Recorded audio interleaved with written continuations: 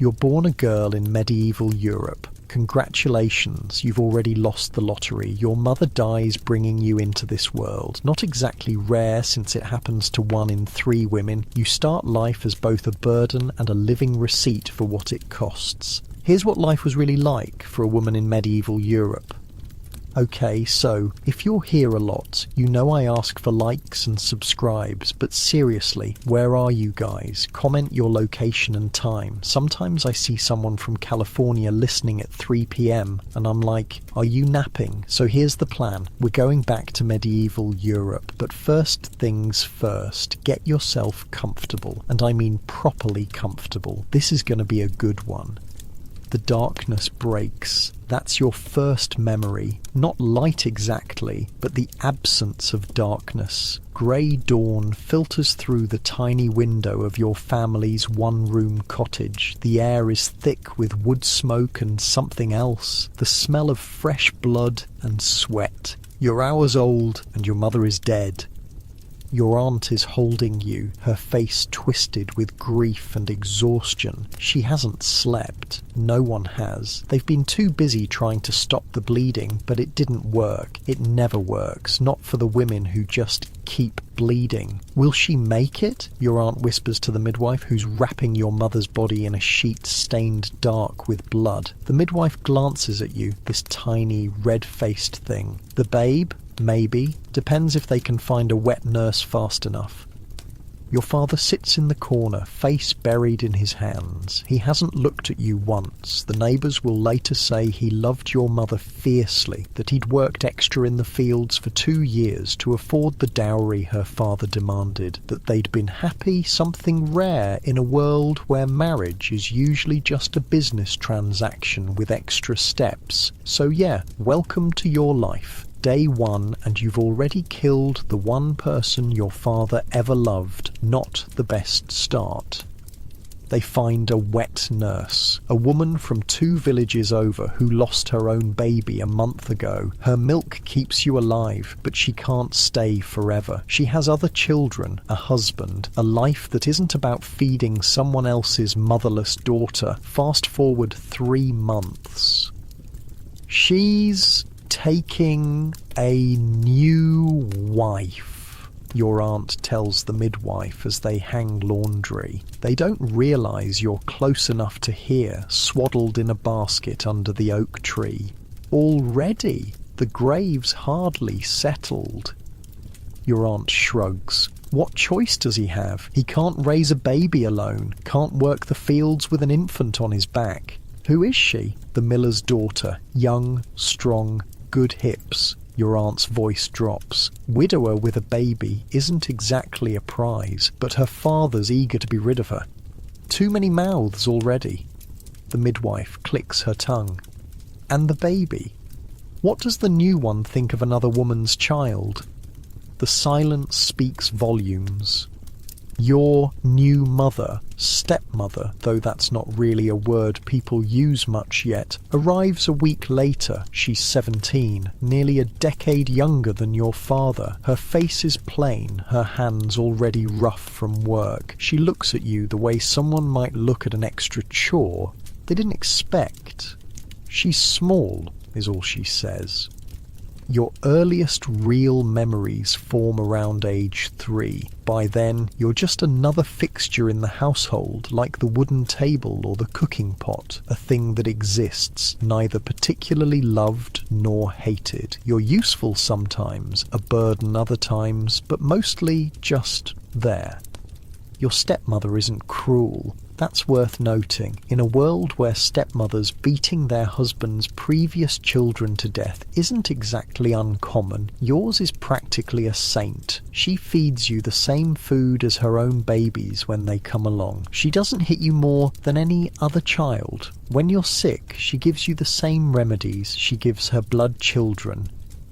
But there's a difference. You see it in the way she brushes your half-sister's hair with slow, gentle strokes, but yanks the tangles from yours with brisk efficiency. You notice how she saves the slightly larger portion for your half-brother, the softer place to sleep, the warmer spot by the fire.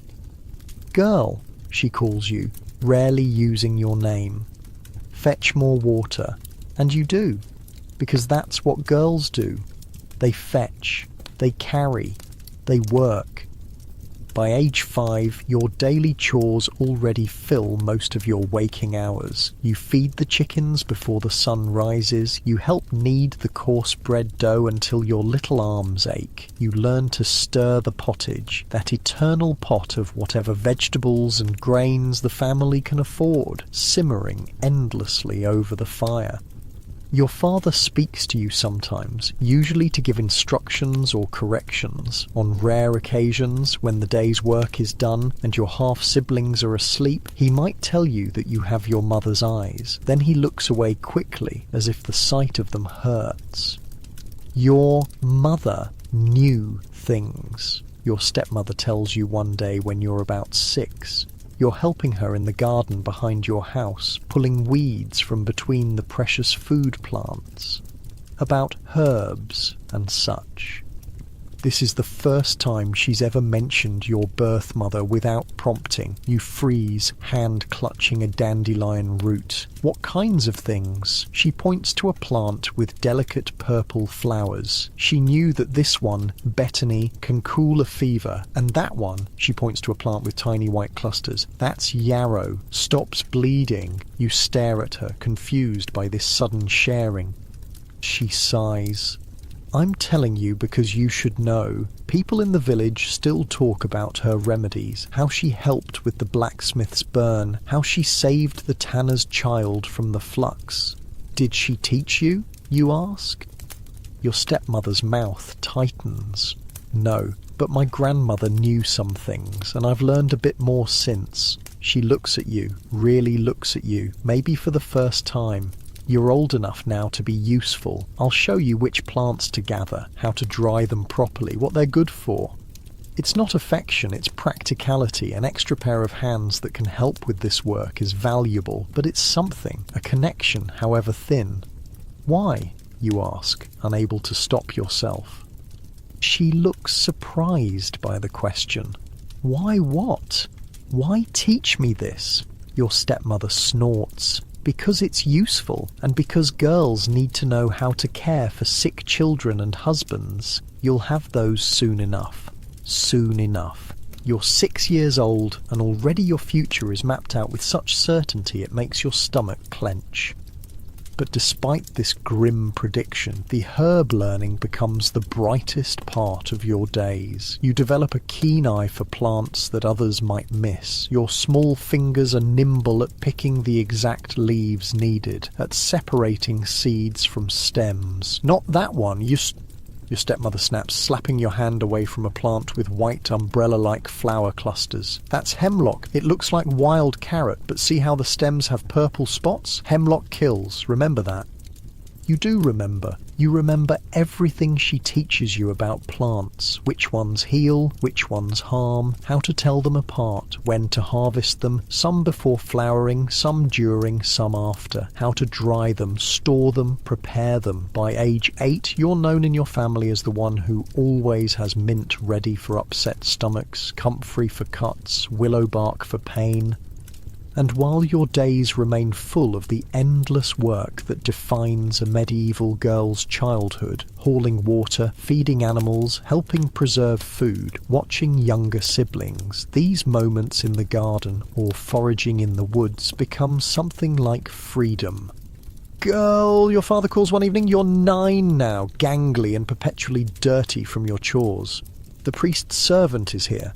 You hurry inside to find a nervous-looking boy of about 14 standing awkwardly by your door.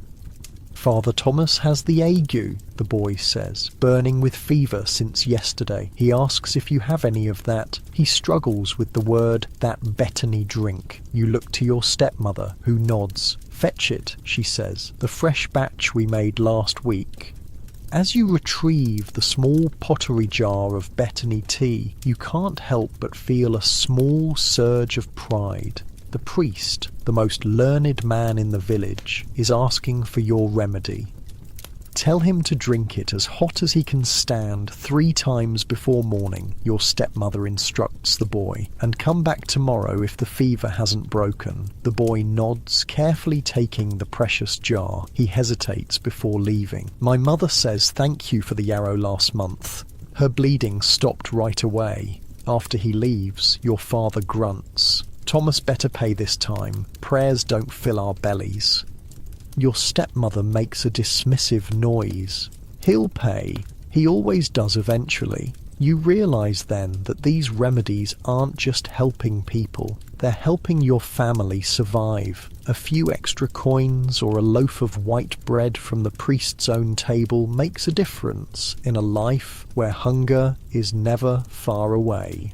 Not all men of God approve of your family's herbal work, though. The travelling friar who visits twice a year scowls when he sees the bundles of herbs hanging from your rafters. Women's foolishness, he mutters the next summer when you're 10. True healing comes from prayer and penance, not weeds and pagan nonsense. Your stepmother waits until he leaves before she spits on the ground. Last time he had a toothache, he came begging for my clove oil quick enough. This becomes a pattern you'll recognise throughout your life, those with power publicly dismissing women's knowledge while privately benefiting from it. Winter arrives harsh and sudden that year, the kind of cold that kills the old and very young, the kind that makes food stores dwindle too quickly. By January, your family is stretching meals dangerously thin. Your stepmother waters down the pottage until it's hardly more than hot water with the memory of vegetables. The butcher's wife is having a hard labour, a woman tells your stepmother one bitter morning. Been at it since yesterday. The baby won't come. Your stepmother glances at you. Watch the little ones, she says, already reaching for her basket of birthing herbs, raspberry leaf, ergot, blue cohosh, things to strengthen contractions, things to ease pain. She's gone for 2 days. When she returns, her face is grey with exhaustion. Did they live? You ask. The mother, yes. The baby, no.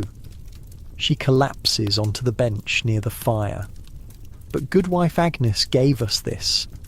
She pulls a large cloth-wrapped package from her basket. Inside is a ham, a real ham, something your family hasn't tasted in months. There's also a loaf of bread and a small pot of honey. Your father, who's been cutting firewood, comes in and sees the bounty. He nods once at your stepmother, something like respect in his eyes.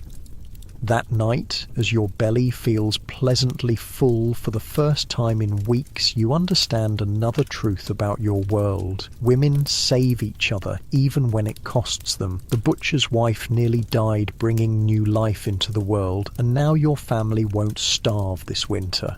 It's a brutal equation, but it's the economy of survival in your time. When you're 11, you get to help with your first real patient. The tanner's youngest daughter has a terrible cough that won't break, the kind that makes everyone exchange knowing glances because children die from such things all the time. Fetch the whorehound, your stepmother tells you, and the time will make a steam tent.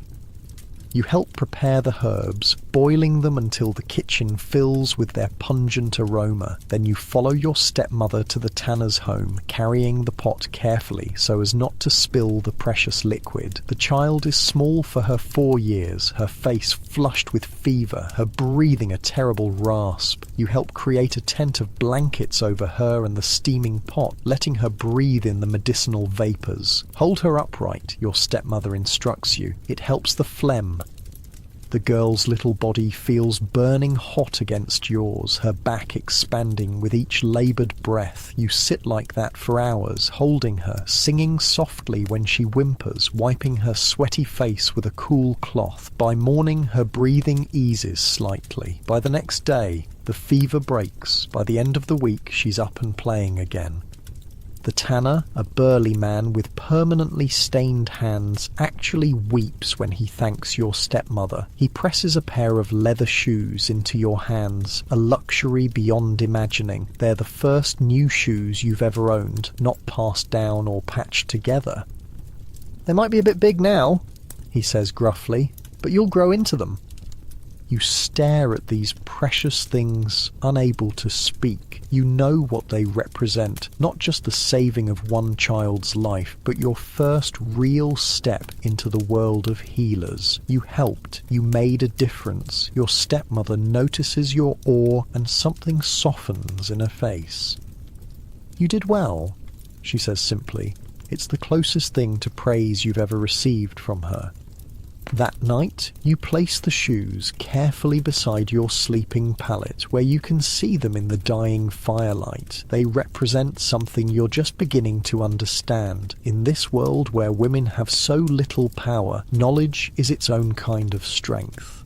But as you drift off to sleep, you don't yet know how dangerous that strength will become.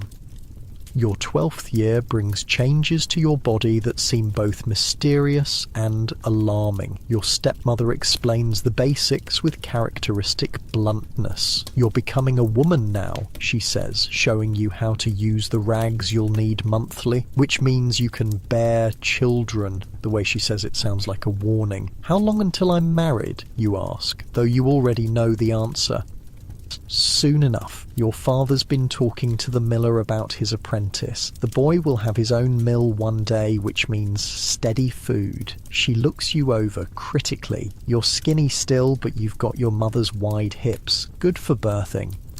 You're being assessed like livestock, and you know it. But this is the way of your world. Girls aren't raised with dreams of love or passion. They're raised to be practical vessels for continuing family lines, for forging alliances between families for economic gain.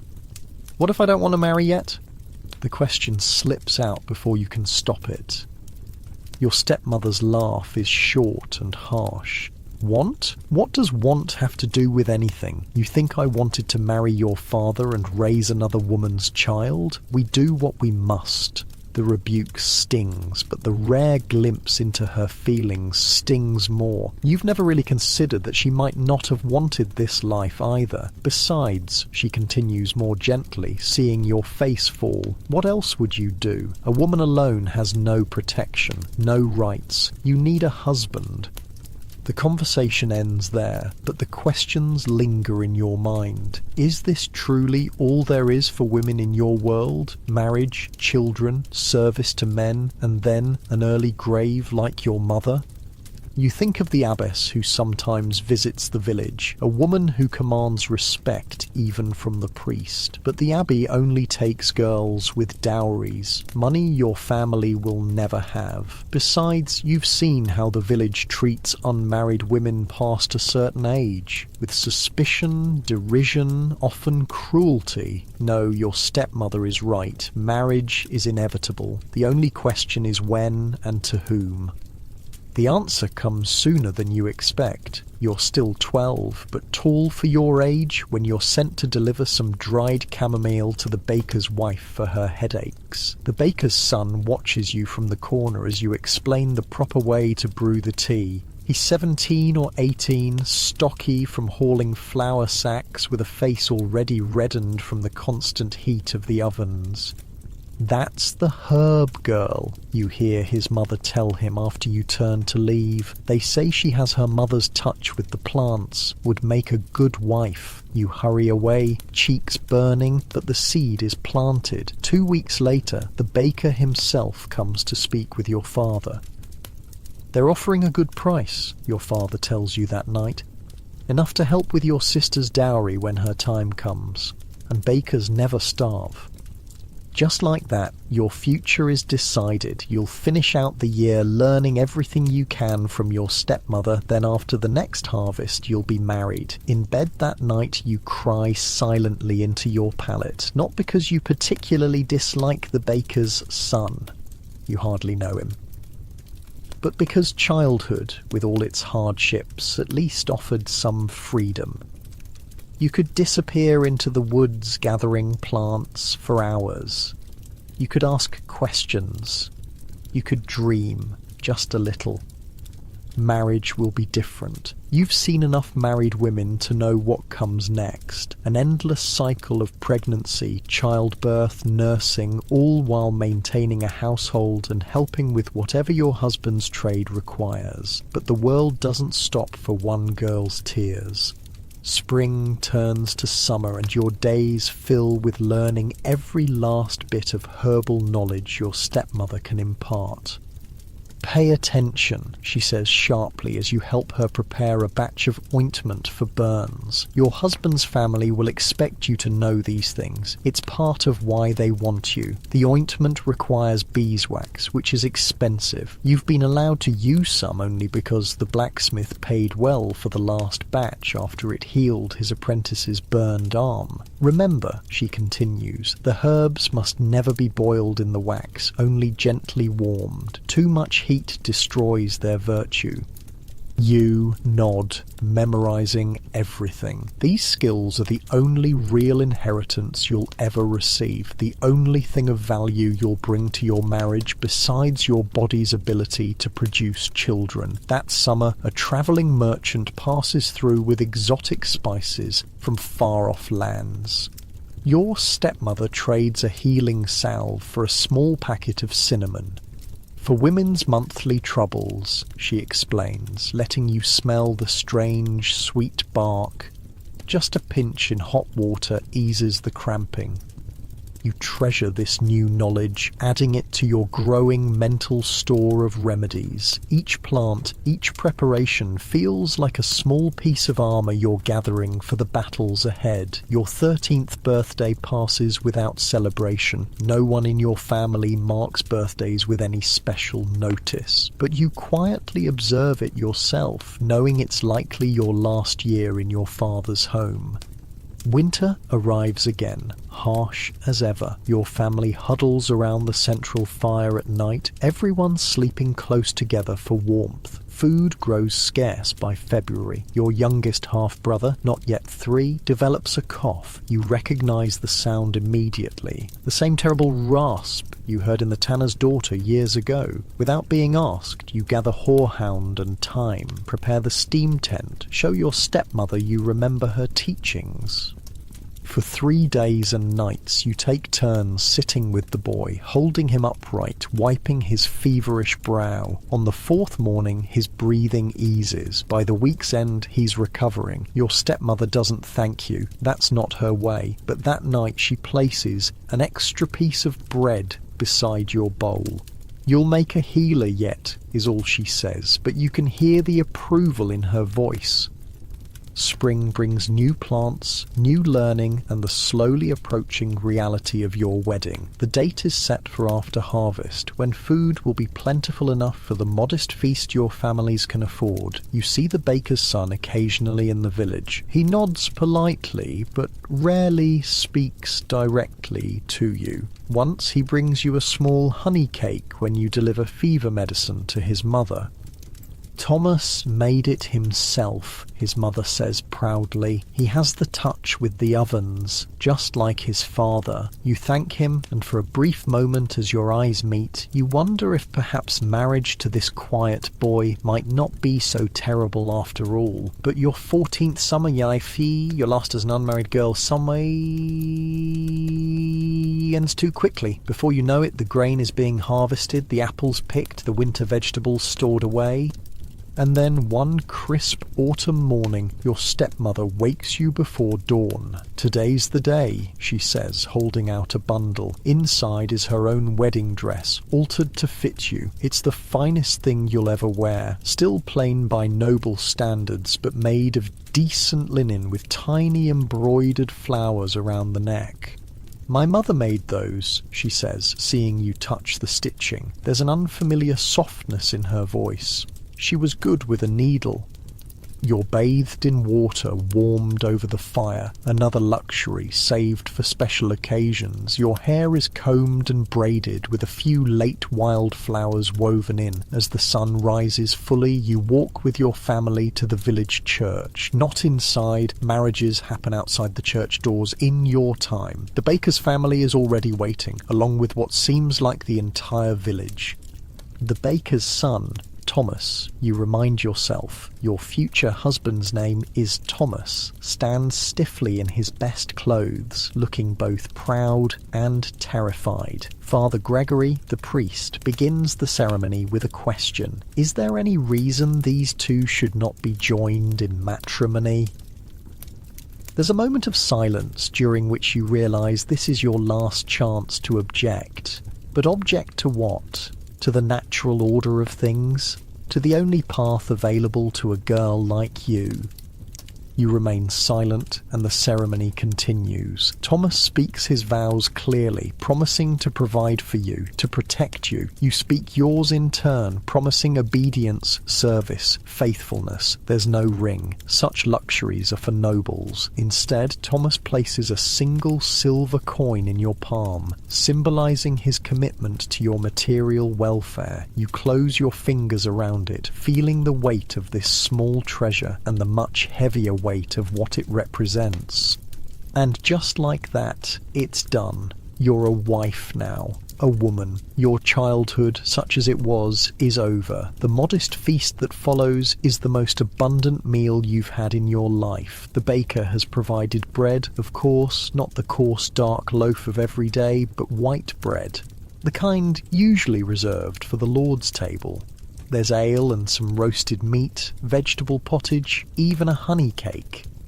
As twilight falls, you begin the procession to your new home, a small room attached to the bakery. It's traditional for the entire wedding party to accompany the couple, to witness the consummation and ensure the marriage is valid.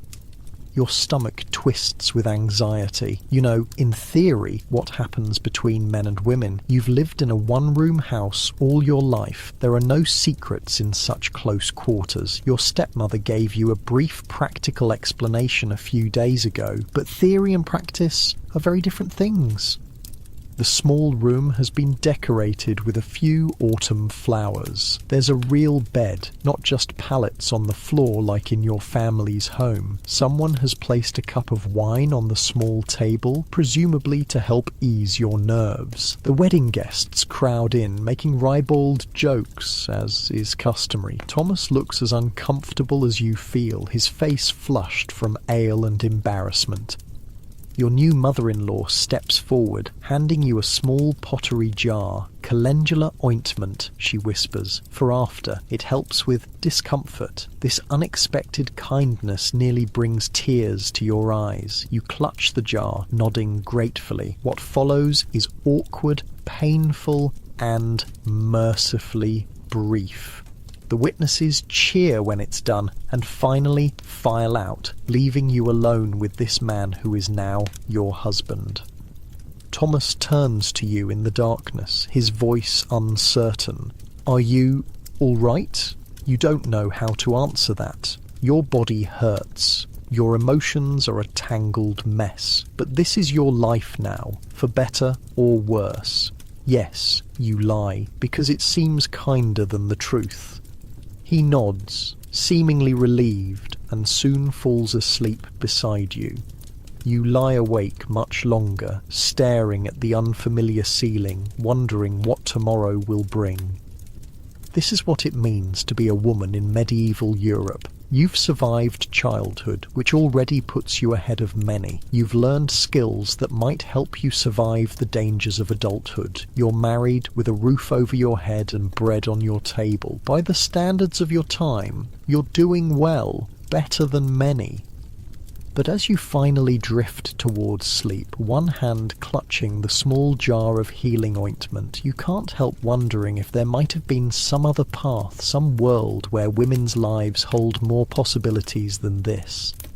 Tomorrow, you'll wake before dawn to help your husband light the bakery ovens. You'll spend your days learning a new household, new expectations, new duties. You'll use your herbal knowledge when neighbours come asking for remedies. You'll prepare for the almost inevitable reality of pregnancy, hoping you don't meet the same fate as your mother. This is your world. These are its rules, and for now at least, you're still alive to play the game.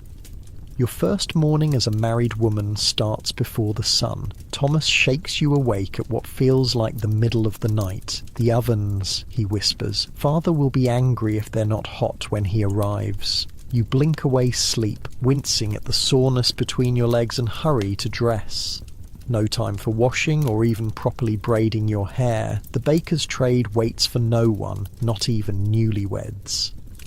The bakery sits at the edge of the village green, with the tiny room where you slept attached to its back. The main room holds 2 massive stone ovens that need to be blazing hot before the dough is ready. Thomas shows you how to stack the kindling just so, how to feed the flames until they roar.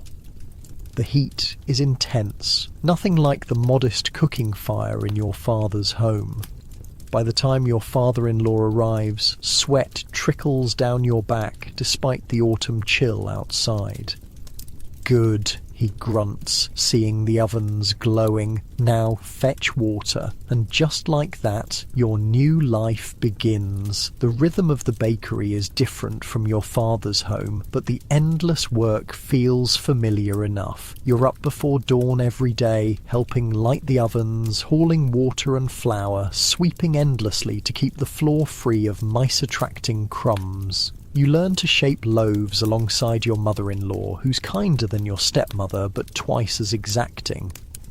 "No, no," she tuts, taking a misshapen loaf from your hands. "Like this, gentle but firm. The bread knows if you're afraid of it." You try again, pressing the heels of your hands into the dense dough, turning it just so. Your mother-in-law nods approvingly. "Better, you'll learn. Thomas took years to get it right, and he was raised in a bakery." Thomas.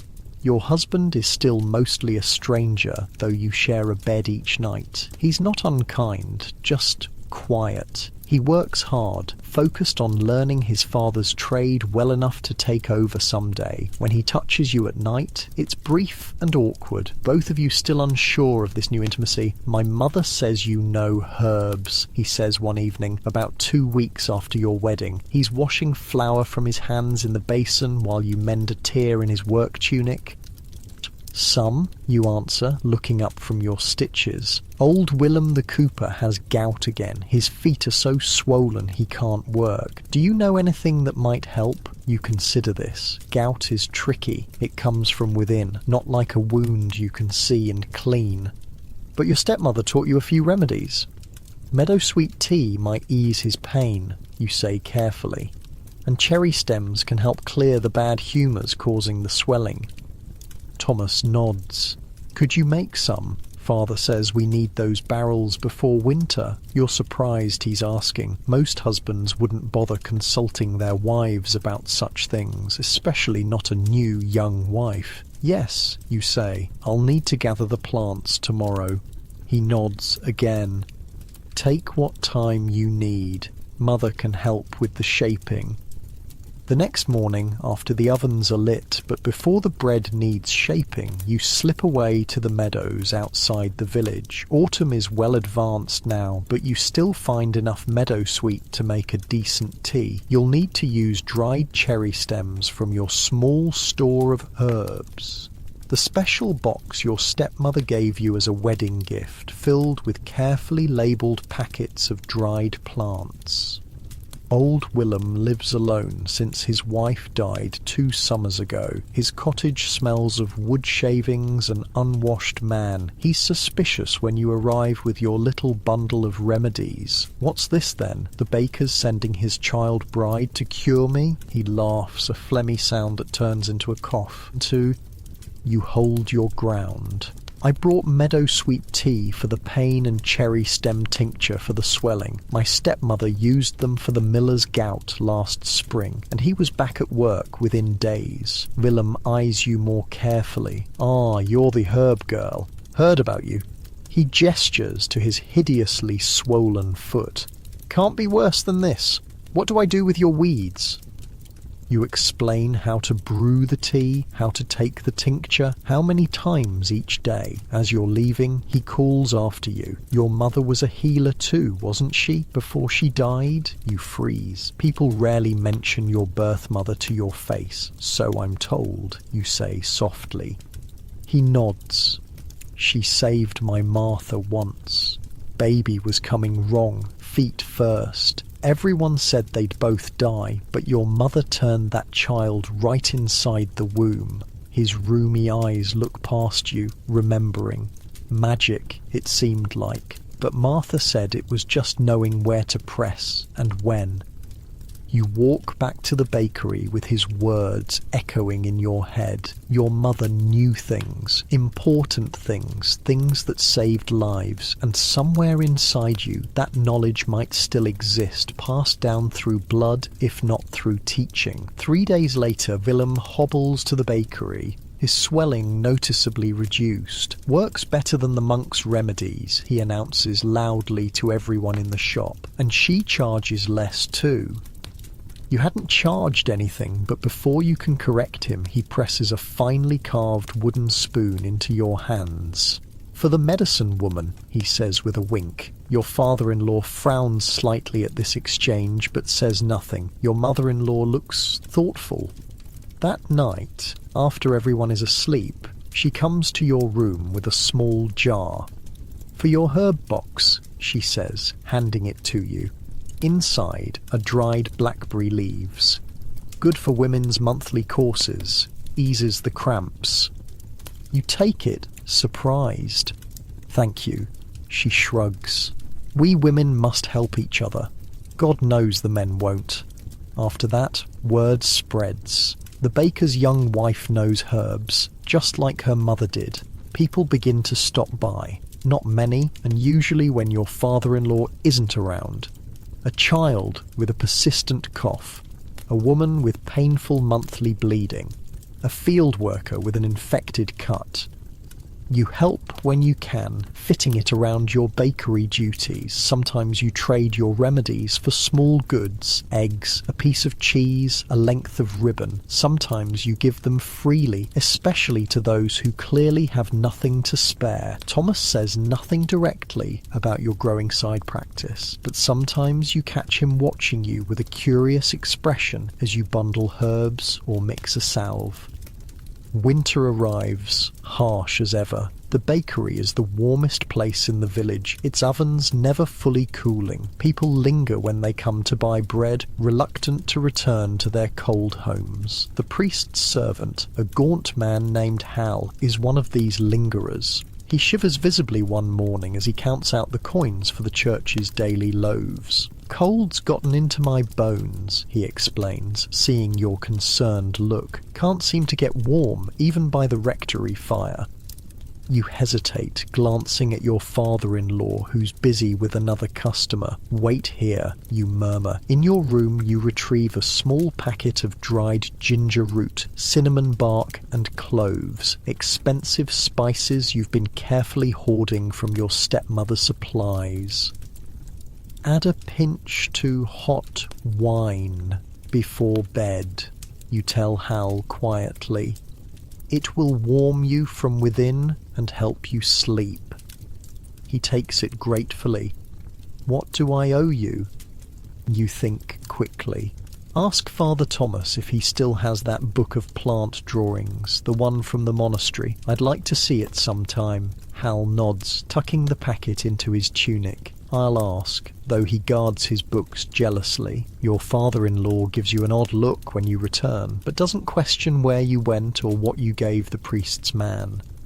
A week later, Hal returns, looking much healthier. He slips you a folded piece of parchment when your father-in-law's back is turned. From Father Thomas, he whispers. You can visit the rectory tomorrow after terce to see the book, but you must not touch it with bare hands. His rule.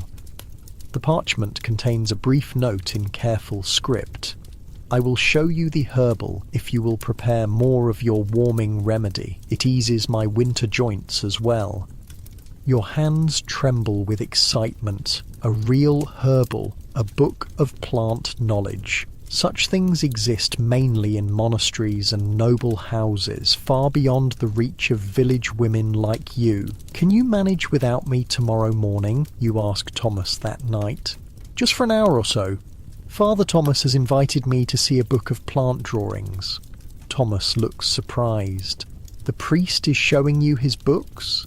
You explain about the warming remedy, how it helped both Hal and the priest himself. Thomas considers this. Father won't be pleased if the morning baking is delayed.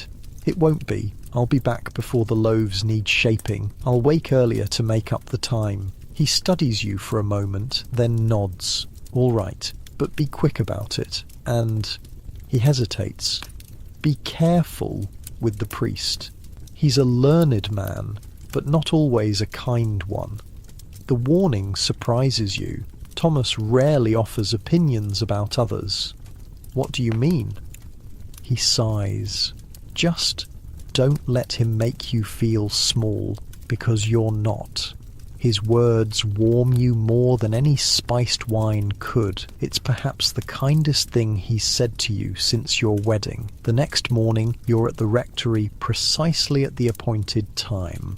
Hal leads you to the priest's private study, a luxury few in the village have, a room used for nothing but reading and writing. Father Thomas is a thin man with a perpetual frown. He gestures impatiently for you to sit across from him. So you're the baker's wife, the one with the herbs. Yes, Father. He studies you through narrowed eyes. Your mother was a healer, I'm told, before she died, birthing you. You nod, keeping your face carefully neutral. Everyone seems to know more about your mother than you do. And who taught you? The second wife? My stepmother, yes. And I've learned some on my own from watching what works and what doesn't. He makes a dismissive noise. Women's knowledge, passed down like cooking recipes. He reaches for a book bound in worn leather. True medical knowledge comes from study, from the ancients. Hippocrates, Galen, Avicenna. You've never heard these names, but you nod as if you have. He opens the book carefully, revealing pages of detailed plant illustrations with text in Latin beneath each one. Your breath catches at the beauty of it. This is a copy of a much older text, Father Thomas explains, his tone becoming more animated, created by monks at the abbey. Each plant is shown exactly as God made it, with its proper uses described. You lean forward, entranced by the detailed drawings. Many plants you recognise, comfrey, yarrow, sage, but others are foreign to you. What is this one? You ask, pointing to a strange spiky plant with purple flowers. Milk thistle, he replies, good for ailments of the liver, and this, he turns the page, is valerian, for sleeplessness and nervous disorders. For nearly an hour, he turns the pages, naming plants and their uses. You drink in the knowledge, committing each image to memory. Some confirm what your stepmother taught you, others offer new possibilities. The warming remedy, he says finally, closing the book. You'll make more? Yes, Father, I've brought the ingredients. You remove a carefully wrapped package from your basket. Just a pinch in hot wine before bed. He takes it, nodding. You may return next week if you wish to see more of the book. You can hardly believe your luck. Thank you, Father. I would be most grateful. As you turn to leave, he calls after you. The knowledge in these pages comes from God through the work of holy men. Remember that. Women's hedge magic is but a shadow of true medical science. You bow your head respectfully, hiding your thoughts. In your experience, a remedy either works or it doesn't, regardless of whether it came from a monk's book or a village woman's teaching. When you return to the bakery, your father-in-law is in a foul mood, complaining about the shaping of the morning's loaves in your absence. Your mother-in-law catches your eye and gives a tiny shake of her head, a warning not to argue. You work twice as hard the rest of the day to make up for your brief absence. That night, your arms ache from kneading and your back throbs from hauling water, but your mind is alive with new knowledge. "How was the book?" Thomas asks quietly as you climb into bed beside him. "Wonderful," you whisper, too excited to sleep despite your exhaustion. "So many plants I've never seen, remedies I never knew. Will you go back? Father Thomas said I could return next week." Thomas is silent for a long moment. Then, "Just be careful. Don't neglect your duties here. Father already thinks I was too hasty in choosing a wife." A small knot forms in your stomach. "Am I not doing enough? I wake before dawn, work until after dark." "You do plenty," he interrupts. "It's just, he expected me to marry the chandler's daughter. She comes from more money." "Oh." The word is small in the darkness. "I wanted you," Thomas adds, his voice softer. "When I saw how you helped the tanner's child with that cough 2 years ago, how you knew just what to do while everyone else was panicking, I thought, that's someone who keeps her head, someone strong." His admission stuns you. You'd assumed your marriage was arranged entirely by your fathers, with little input from either you or Thomas. "You chose me."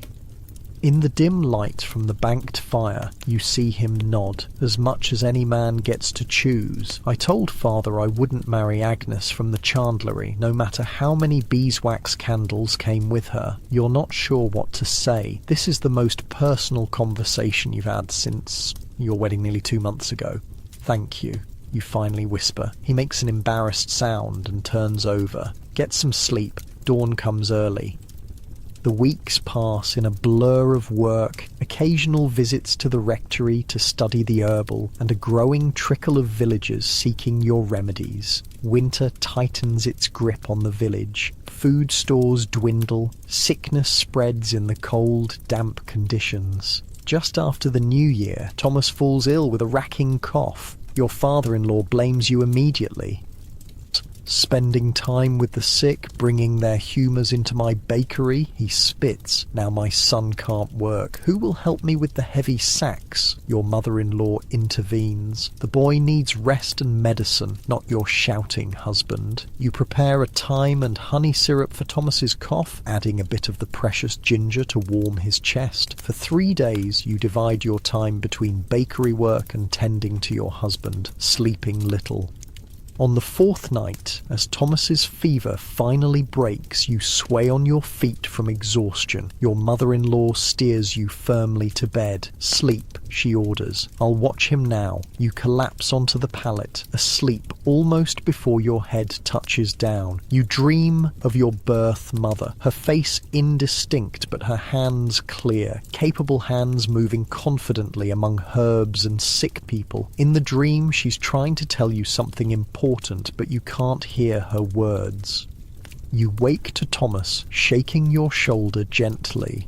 "Wife," he says, "wake up. Mother says you've been asleep nearly a full day." You sit up, disoriented. Pale winter sunlight filters through the small window. "A day, but the bread is baked," he assures you. "I'm well enough to work now, thanks to your medicine. Father's even admitted it worked better than the last remedy we bought from the monastery." Relief washes over you, both for Thomas's recovery and the fact that you haven't neglected your duties to the point of disaster. "There's something else," he continues. "Goodwife Ellen is here. Her child has the croup, the same cough I had, but worse. She's asking for you specifically. Ellen is the carpenter's wife, a woman of some standing in the village. Her seeking your help is significant." Your mother-in-law appears in the doorway. "I've told her you're just waking, but she's desperate. The child's been coughing since yesterday, turning blue around the lips." You push aside your own exhaustion. A child turning blue needs help immediately. "Tell her I'm coming. I just need to gather my supplies." As you quickly assemble herbs for a steam treatment, Thomas watches from the doorway. "You're still tired," he observes. "I can tell her to seek the monk who visits from the abbey. He'll be here in 2 days." You shake your head. The child might not have 2 days. He nods, understanding. "Then go. I'll explain to father. The carpenter's home is one of the nicer ones in the village. 2 rooms instead of 1, with real glass in one small window." Ellen meets you at the door, her face haggard with worry. "Thank God you've come," she says, pulling you inside. Martin can't seem to catch his breath between coughs. The midwife tried honey and vinegar, but it did nothing. The child, not quite 2 years old, lies listlessly in a small bed near the fire. His breathing is laboured, each inhale a struggle, each exhale ending in a horrible barking cough. When he coughs, you see what Ellen meant. His lips take on a bluish tinge from lack of air. You've seen this before, with your youngest half-brother and others in the village. Croup can kill if the swelling in the throat becomes too great for breath to pass. "I need a pot of water boiling," you instruct, "and clean cloths, then something to make a tent over the child." Ellen rushes to comply. Her husband stands awkwardly nearby, clearly terrified for his son, but unsure how to help. While the water heats, you mix a salve of goose fat, camphor, and eucalyptus oil, the latter a rare substance you received in trade from a travelling merchant. You gently rub it on the child's chest and throat. "What is that smell?" Ellen asks, wrinkling her nose at the strong aroma. "Eucalyptus," you explain, "from lands far to the south. It opens the breathing passages." You don't add that it cost you nearly a month's worth of saved egg money. When the water boils, you add thyme, rosemary, and a precious pinch of sage. The steam rises, fragrant and medicinal. You create a tent with a blanket over the child's bed, trapping the healing vapours inside. "He needs to breathe this steam for as long as possible," you tell Ellen. "And drink as much warm liquid as you can get into him. Honey with a drop of vinegar in warm water is good. The salve should be applied again before sleep." You show her how to maintain the steam tent, how much of the precious salve to use. The carpenter watches intently, clearly committing your instructions to memory alongside his wife. "Will he live?" he asks bluntly when you've finished. You look at the child, who's already breathing slightly easier in the medicated steam. If the swelling in his throat doesn't worsen, yes, the next day will tell. They both nod, understanding the gravity without you needing to elaborate. "What do we owe you?" the carpenter asks. You hesitate. These are people of means by village standards. They can afford to pay, but you're still establishing yourself, still learning what is appropriate to ask. "Perhaps some wood for my herb boxes," you suggest. "Come spring, I'll need places to dry and store more remedies." The carpenter looks relieved. This is a payment he can easily provide. "I'll make you the finest herb boxes in the village, with proper lids and dividers if you want them." You smile, pleased with this arrangement. "That would be most helpful, thank you." As you gather your remaining supplies to leave, Ellen touches your arm. "People say you have your mother's gift," she says quietly. "They say she could see inside the body somehow, know exactly what was wrong." You've heard similar things now from several villagers, these whispered mentions of your mother's alleged abilities. It both pleases and unsettles you. "I just know what my stepmother taught me," you say modestly, "and what I've learned from Father Thomas's herbal." Ellen nods, but her expression suggests she believes there's more to it than that. You walk home through the winter twilight, snow crunching beneath your feet, thinking about your mother. What exactly was her gift? Was it truly something mystical, as villagers hint, or simply careful observation, detailed knowledge, and skilled hands? And whatever it was, have you inherited any measure of it? At the bakery, you find Thomas alone, stoking the banked ovens for the morning's baking. "How is the child?" he asks, straightening. "Better, I think. The steam is helping him breathe." He nods. Good. Father and mother have gone to bed already. He hesitates, then adds, Father says if the carpenter's son lives, he'll stop objecting to your herb work. Says it brings credit to the bakery, having a healer in the family. You raise your eyebrows, surprised by this concession. And if the child doesn't improve? Thomas's expression grows serious. Let's pray he does, for everyone's sake. You understand his meaning? A dead child means not only tragedy for the parents, but potential blame for the healer who failed to save him. That night, you lie awake longer than usual, listening to Thomas's steady breathing beside you. The weight of responsibility settles heavy on your chest. Before, your remedies were simple things, easing aches, soothing coughs, reducing fevers. But now, a child's life might hang in the balance. Is this how your mother felt each time she attended a difficult birth or a dangerously ill patient? This mix of determination and fear? You place a hand on your own abdomen, still flat, but perhaps not for long. You've been married nearly 3 months now, and your monthly bleeding is 2 weeks late. Too early to be certain, but you recognise the signs from helping your stepmother with other pregnant women, the tender breasts, the strange aversions to certain foods, the unusual tiredness. If there is indeed a new life growing inside you, will you survive bringing it into the world? Or will your child grow up as you did, knowing their mother only through others' memories? These dark thoughts swirl until exhaustion finally pulls you under. Your last conscious thought is a kind of prayer, though not one the priest would recognise. Mother, whoever and wherever you are, help me be strong like you. Help me save lives instead of losing my own.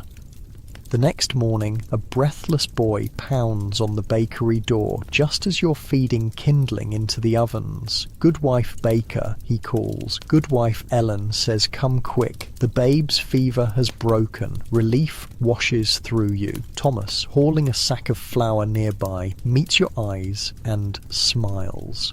A real, full smile that transforms his usually serious face. Go, he says. I'll handle the morning bread.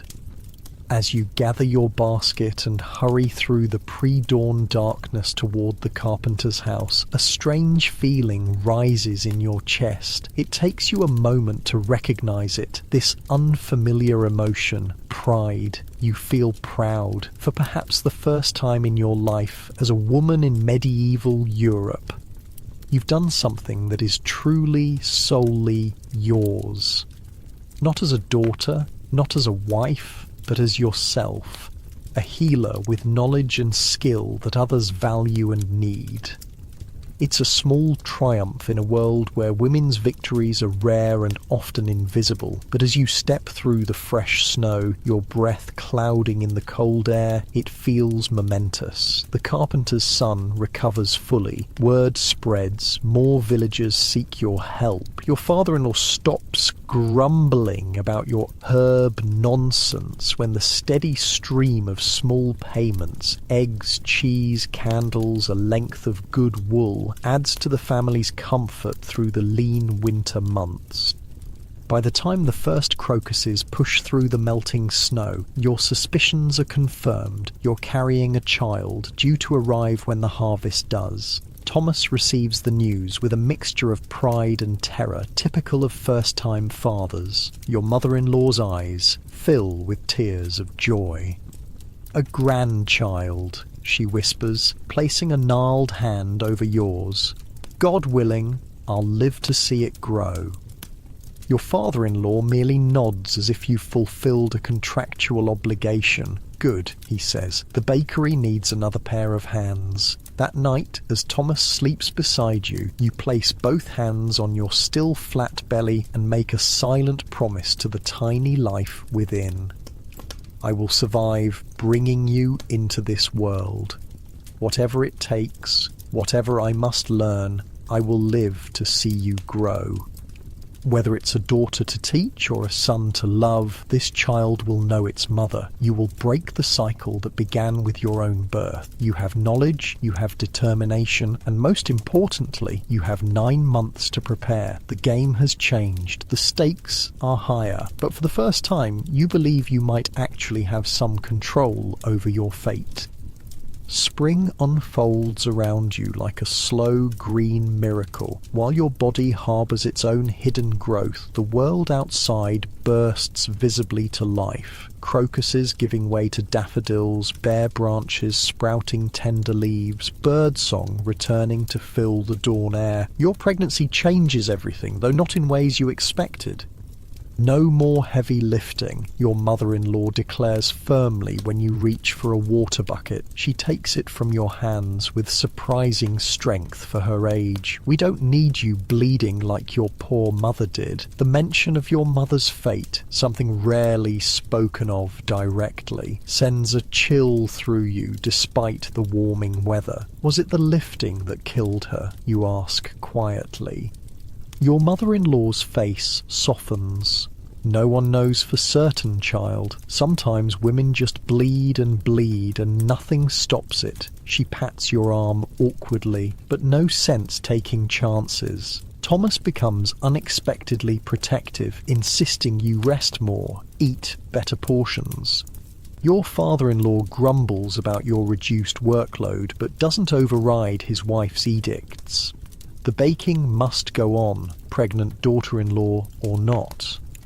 What surprises you most is how the pregnancy affects your healing work. Instead of declining, requests for your help increase. Women trust a healer with child, explains Agnes, the midwife who tends to most births in the village. She's come to the bakery one afternoon, ostensibly to buy bread, but really to assess you. This young woman whose reputation grows daily. They figure you have extra reason to know what you're doing, that you won't risk harming another mother. Agnes is a square, practical woman of about 50, with capable hands and observant eyes. She's delivered most of the village children born in the last 20 years. I'd like to learn from you, you tell her boldly, about childbirth. Her eyebrows rise. Planning to compete with me, are you? No, you say quickly. For myself. I don't want to die like my mother. Agnes's expression softens slightly. Smart girl. Most just pray and hope for the best. She studies you for a moment. Come to my cottage tomorrow after you've finished the morning baking. Bring those dried blackberry leaves you've been giving the baker's wife for her monthly pains. I've heard good things. That night, you tell Thomas about Agnes's invitation. The midwife? He frowns. Is something wrong with the baby?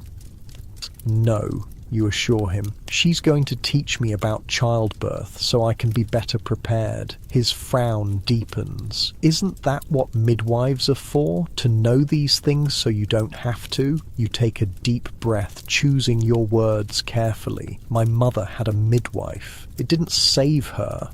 Thomas falls silent, unable to argue with this brutal fact. Besides, you continue, Agnes herself invited me, said I was smart to want to learn.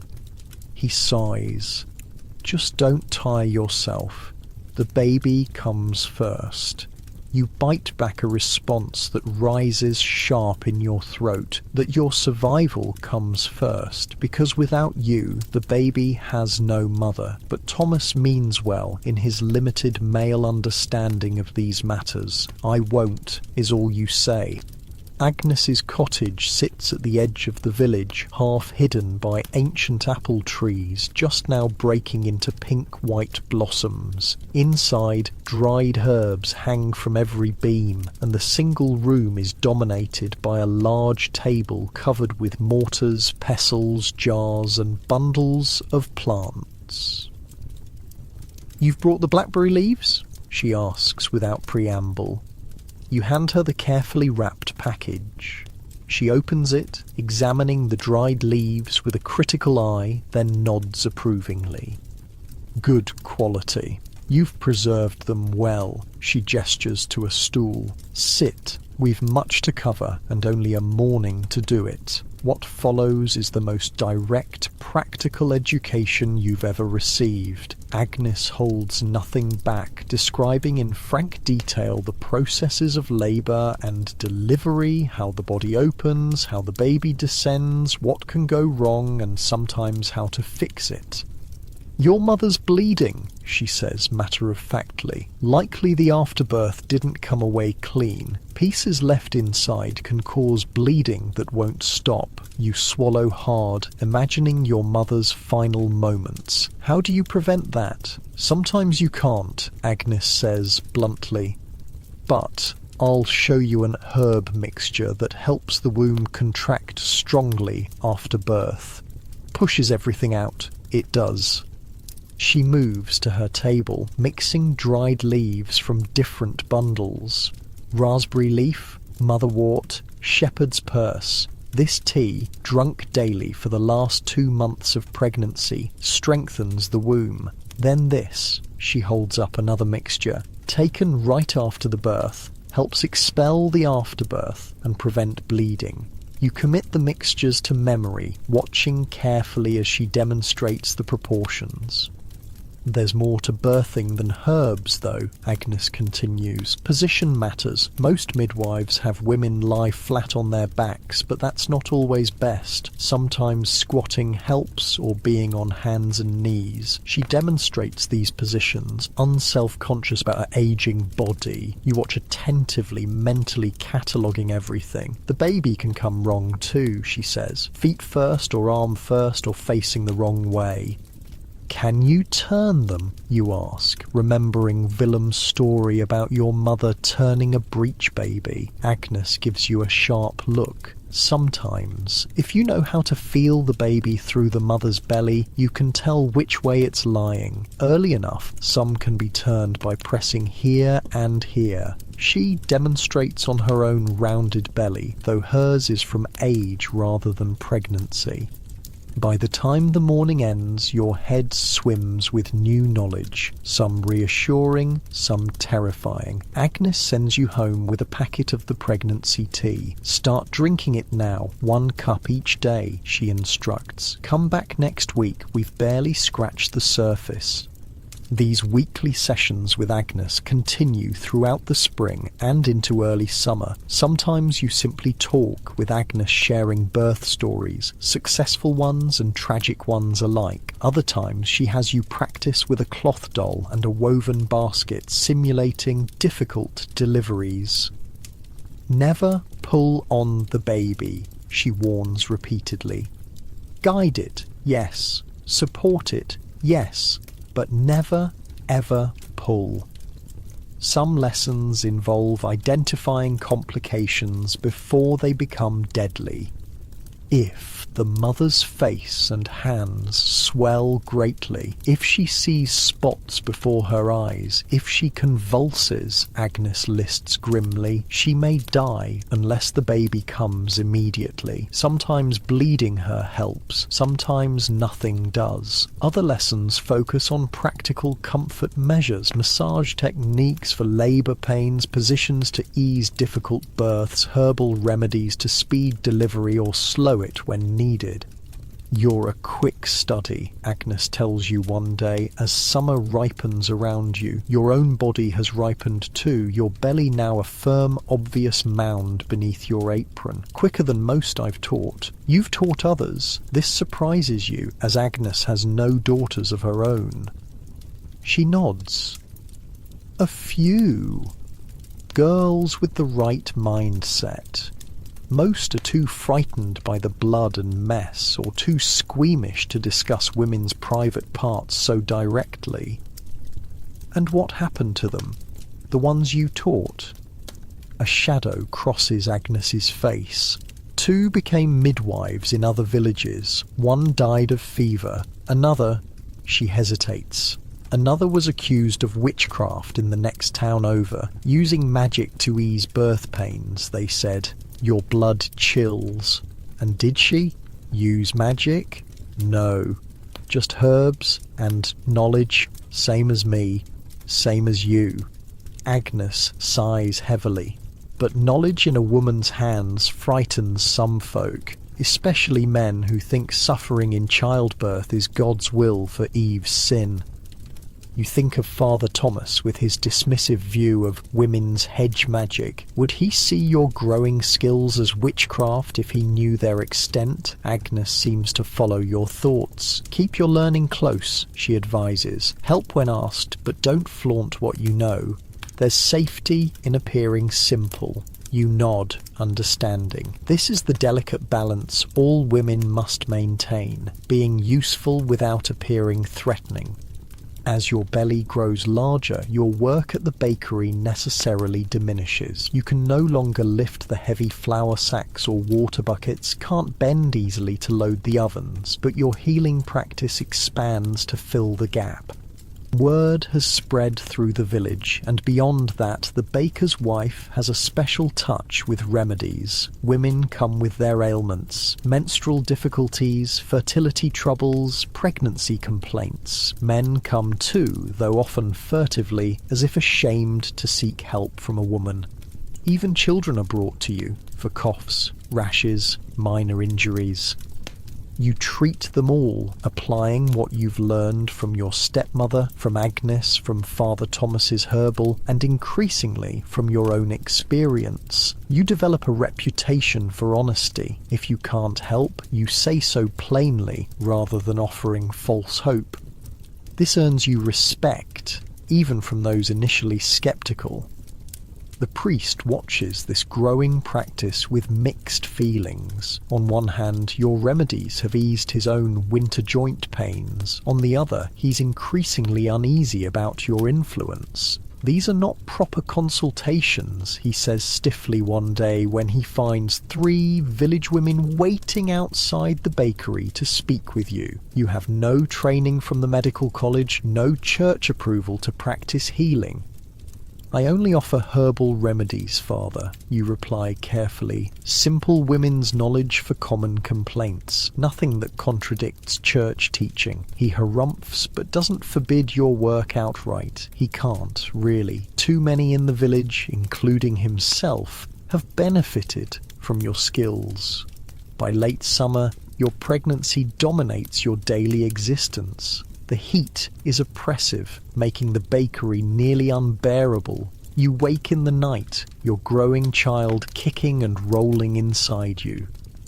Active one, isn't it? Thomas murmurs sleepily, placing his hand on your swollen belly to feel the movements. Like you, his mother calls from her pallet across the room. Never stopped kicking, day or night. Your poor father couldn't sleep for months. These casual revelations about Thomas's childhood, about his existence before you knew him, fascinate you. Your own mother left no such memories, no such stories.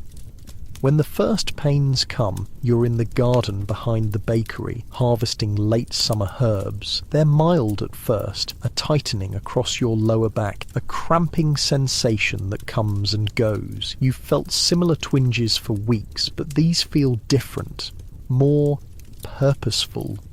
You finish gathering what you need, then make your way inside. Your mother-in-law takes one look at your face and knows. It's starting? You nod.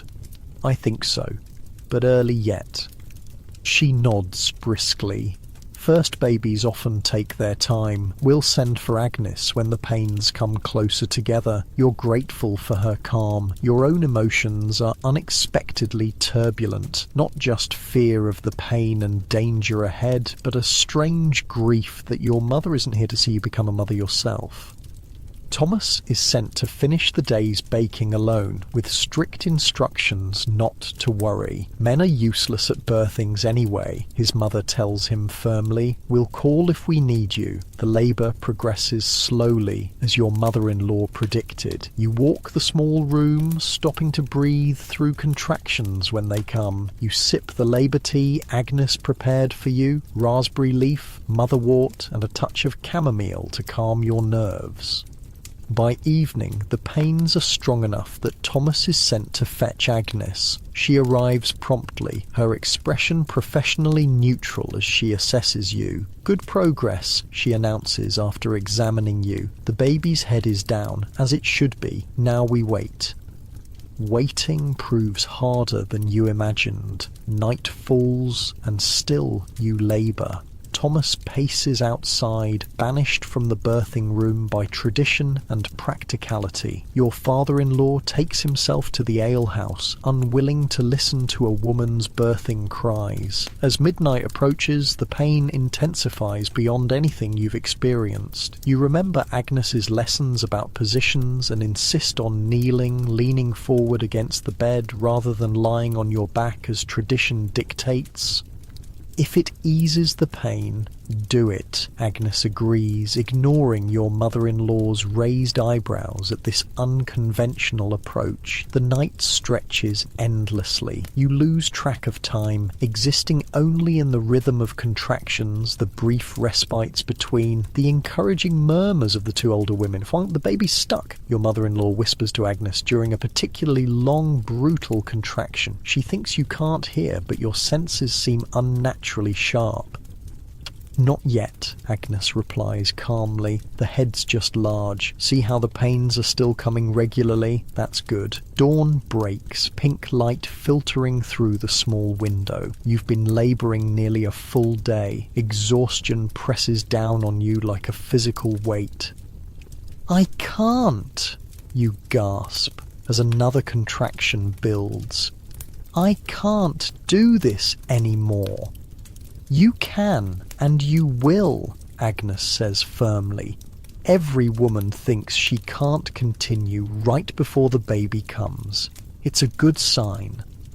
She checks you again, nodding with satisfaction. It's time to push now. With each pain, bear down like you're passing stool. The pushing brings new pain, but also relief. Finally, something active to do after the endless passive endurance of labour. You bear down with each contraction, feeling the baby inch downward. "I see the head," your mother-in-law exclaims suddenly. "Dark hair, just like Thomas had."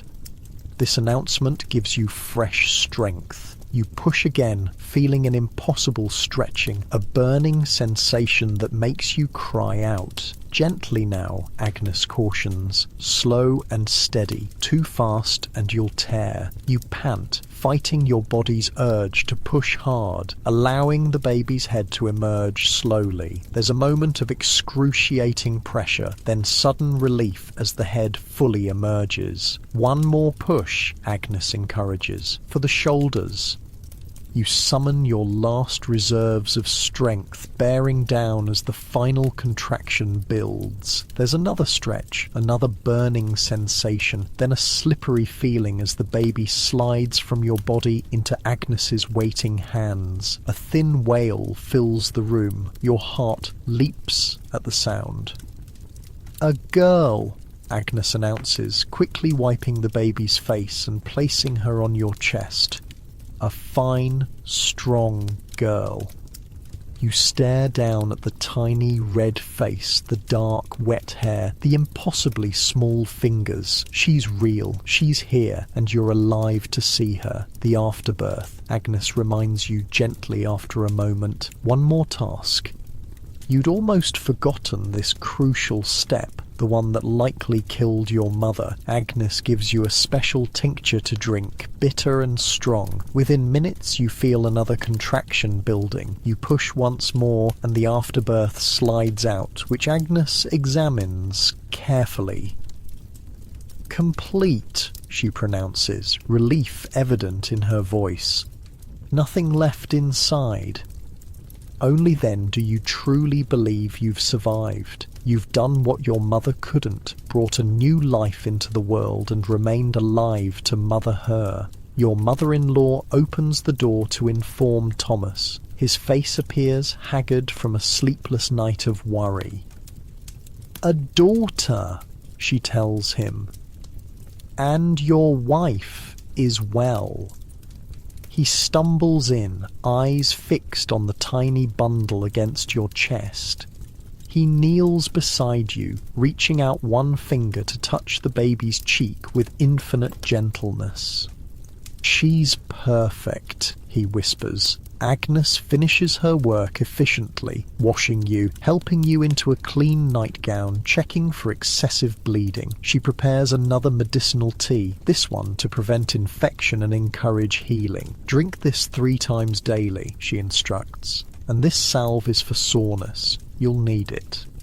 Before leaving, she pulls you close, speaking low so only you can hear. "You did well, better than most first-time mothers. You have a gift for this. Not just the healing, but the birthing too. There's knowledge in your body that didn't need to be taught."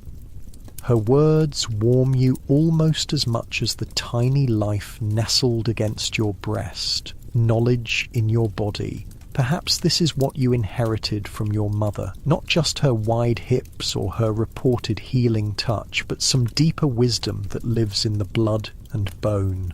The first weeks with your daughter pass in a blur of exhaustion, wonder, and physical recovery. You name her Marta after your mother-in-law, who weeps at the honour. Breastfeeding proves challenging at first, painful and frustratingly difficult to coordinate between your inexperienced body and your daughter's equally inexperienced mouth. But you persist, remembering Agnes's assurance that it gets easier. She's right, as usual. By the end of the first month, you and Marta have established a rhythm, your body responding to her cries with milk before you even consciously register her hunger. Thomas returns to the bakery full-time, leaving you to focus on recovery and the baby. Your healing work pauses briefly, but by Marta's 2nd month, women begin appearing at your door again, often bringing small gifts for the baby, along with their requests for remedies. "Just a salve for my husband's rash," one woman explains, handing over a tiny knitted cap for Marta. "Nothing urgent. When you have a moment." You're touched by their consideration, their understanding that motherhood has temporarily limited your availability, but you also find yourself eager to resume your work, to engage with the world beyond feeding and changing your daughter. So you develop a new routine. While Marta sleeps, you prepare remedies. When she's awake but content, you see patients, often with her bundled against your chest. Women especially appreciate this arrangement, cooing over your daughter while discussing their ailments. "She'll learn healing from the start," one elderly woman remarks approvingly. "Just as it should be. Knowledge passed mother to daughter." This casual comment strikes you deeply. Yes, you think, looking down at Marta's dark head. This is what should have happened with your own mother. This is what you lost when she died, but it's also what you're reclaiming now. This female lineage of healing knowledge, transmitted through generations. Your mother to you, however indirectly, you to your daughter, the chain reforged. As autumn approaches, bringing cooler days and earlier sunsets, you gradually resume more duties at the bakery. Not the heavy work yet. Your body is still healing, still softened from pregnancy, but the skilled tasks of shaping loaves, managing the ovens, serving customers.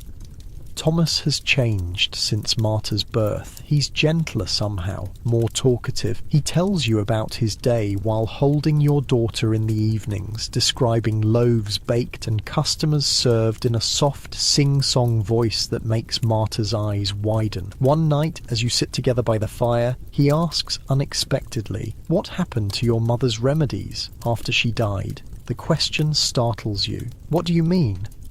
"Well, she must have had herbs, salves, tinctures, things she'd made. Where did they go?" "You've never considered this before." "I don't know. My father never mentioned them." Thomas nods thoughtfully. "Seems a waste. Knowledge lost." "Not entirely lost," you point out, gesturing to your own herb box. "I'm learning it again. Different sources maybe, but similar knowledge." Still, he persists. Might be worth asking your father if anything remains. Books, recipes, anything she wrote down. The idea takes root in your mind. Did your mother leave written records? Could some tangible piece of her knowledge have survived all these years? The next market day, you wrap Marta warmly and walk to your father's house for the first time since your wedding. It feels strange to knock on the door of the home where you grew up, like you're a visitor to your own past. Your stepmother answers, surprise registering on her face before she masks it with a polite smile. "Well," she says, "the baker's wife and her child. Come in, come in." The cottage looks smaller than you remember, dimmer. 2 of your half-siblings are there, the youngest, now 5, and your half-sister of 11. They stare curiously at the baby. "Your father's in the field," your stepmother explains. "What brings you here?" You explain your question about your mother's healing supplies, watching her face carefully for a reaction. Something flickers in her eyes. Surprise, perhaps, or unease. "Most was used up or discarded," she says after a pause. "Your mother died in summer. Many plants don't keep beyond a season." But was there anything written? Records of her remedies? Recipes? Your stepmother shakes her head. "She couldn't write, child. Few women can." This makes sense, though it disappoints you. Still, something about her manner suggests she's not sharing everything. Is there anything of hers left? Anything at all? Your stepmother sighs, seemingly resigned. "There's a box. Your father could never bring himself to open it after she died. It's up in the rafters somewhere." She sends your half-sister to fetch it, a small wooden chest, plain but carefully made. Dust has settled into its crevices, testifying to years of neglect. "Take it," your stepmother says. "Better with you than gathering dust here." You thank her, strangely moved by this unexpected gift. Before leaving, you examine the box briefly. It's locked, with no key in sight. "The key was on a cord around her neck," your stepmother explains, seeing your dilemma. "Buried with her, I expect." You nod, wrapping the box carefully to protect it on the journey home. Whatever secrets it contains will have to wait a little longer. Back at the bakery, Thomas examines the locked box with interest. "We could break it open," he suggests. You shake your head. "Not yet. It feels wrong somehow. Let me think about it." That night, you dream of your mother again. This time, she's showing you a plant with distinctive leaves, pointing urgently. When you wake, the image remains vivid in your mind. It takes you 3 days to identify the plant from your dream, a specific type of yarrow that grows near the old oak at the village crossroads. You harvest some, uncertain why you feel compelled to do so, and add it to your collection. Agnes visits a week after you've acquired the box, bringing a remedy for a nursing mother's cracked nipples. She notices the dusty chest immediately. "What's this then? Looks old." You explain its origin, showing her the lock without a key.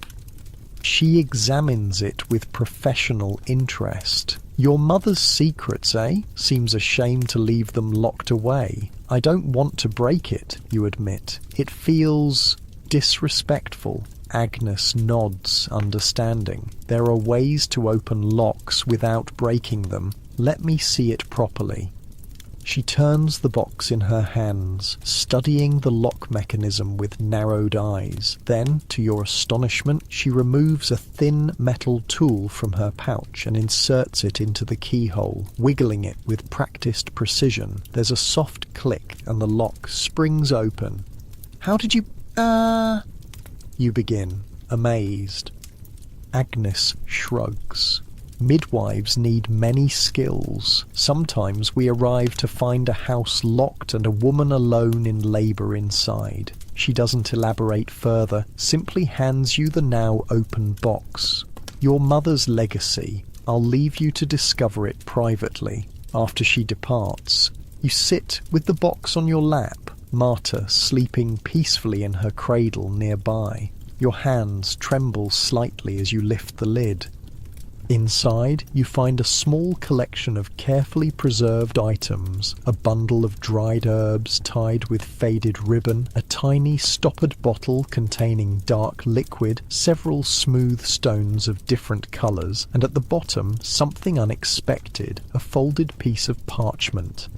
With reverent fingers, you unfold it to reveal a crude drawing, a map of sorts showing the village and surrounding areas with various plants sketched in specific locations. Though untrained, the artist had a good eye for plant details, making them easily identifiable. Your heart races. This is your mother's knowledge, preserved not in writing but in pictures, a map to her medicinal gardens, her special harvesting places, including, you note with a chill, the exact yarrow patch you dreamed about. Also in the box is a small wooden doll, crudely carved but with a distinctly female form. Around its neck is a tiny cord holding a miniature key, too small for the box itself but clearly symbolic. These objects represent a different kind of legacy than you expected. Not formal recipes or medical texts, but personal, practical tools of a village healer, your mother's actual working implements, not just her knowledge. You understand now why your father couldn't bear to open this box, why your stepmother seemed uneasy about it. These items connect you directly to your mother in a way nothing has before. They confirm what the villagers have whispered, that she was not just about 6,000 years ago in southern Mesopotamia. Roughly 20 city-states emerged between two unpredictable rivers, facing floods, scorching heat reaching 120 degrees Kelvin, and constant warfare. Life was brutal and unforgiving, but for these determined Sumerians, survival somehow continued in the shadow of heat, thirst, and enemies at the gates. Here's what life was really like in ancient Sumer. Hey, quick thing before we start. If you actually listen to these regularly, hit like or subscribe. I always wonder where everyone's at, so comment your city and what time it is. Weird to think some of you are having breakfast in London while I'm recording this at night here in the States. Alright, let's head back to around 3000 BC. Trust me, it's going to be quite a ride. But first, get comfortable. Seriously, adjust those pillows, pull up that blanket, because where we're going, you're going to want to be cozy, your eyes open. It's still dark. Mostly. There's a thin line of grey light seeping through the gaps in the reed walls. Dawn's coming. Not that you need to see it to know. The heat's already building. Even at this hour, the air feels thick, heavy, like breathing through wet cloth.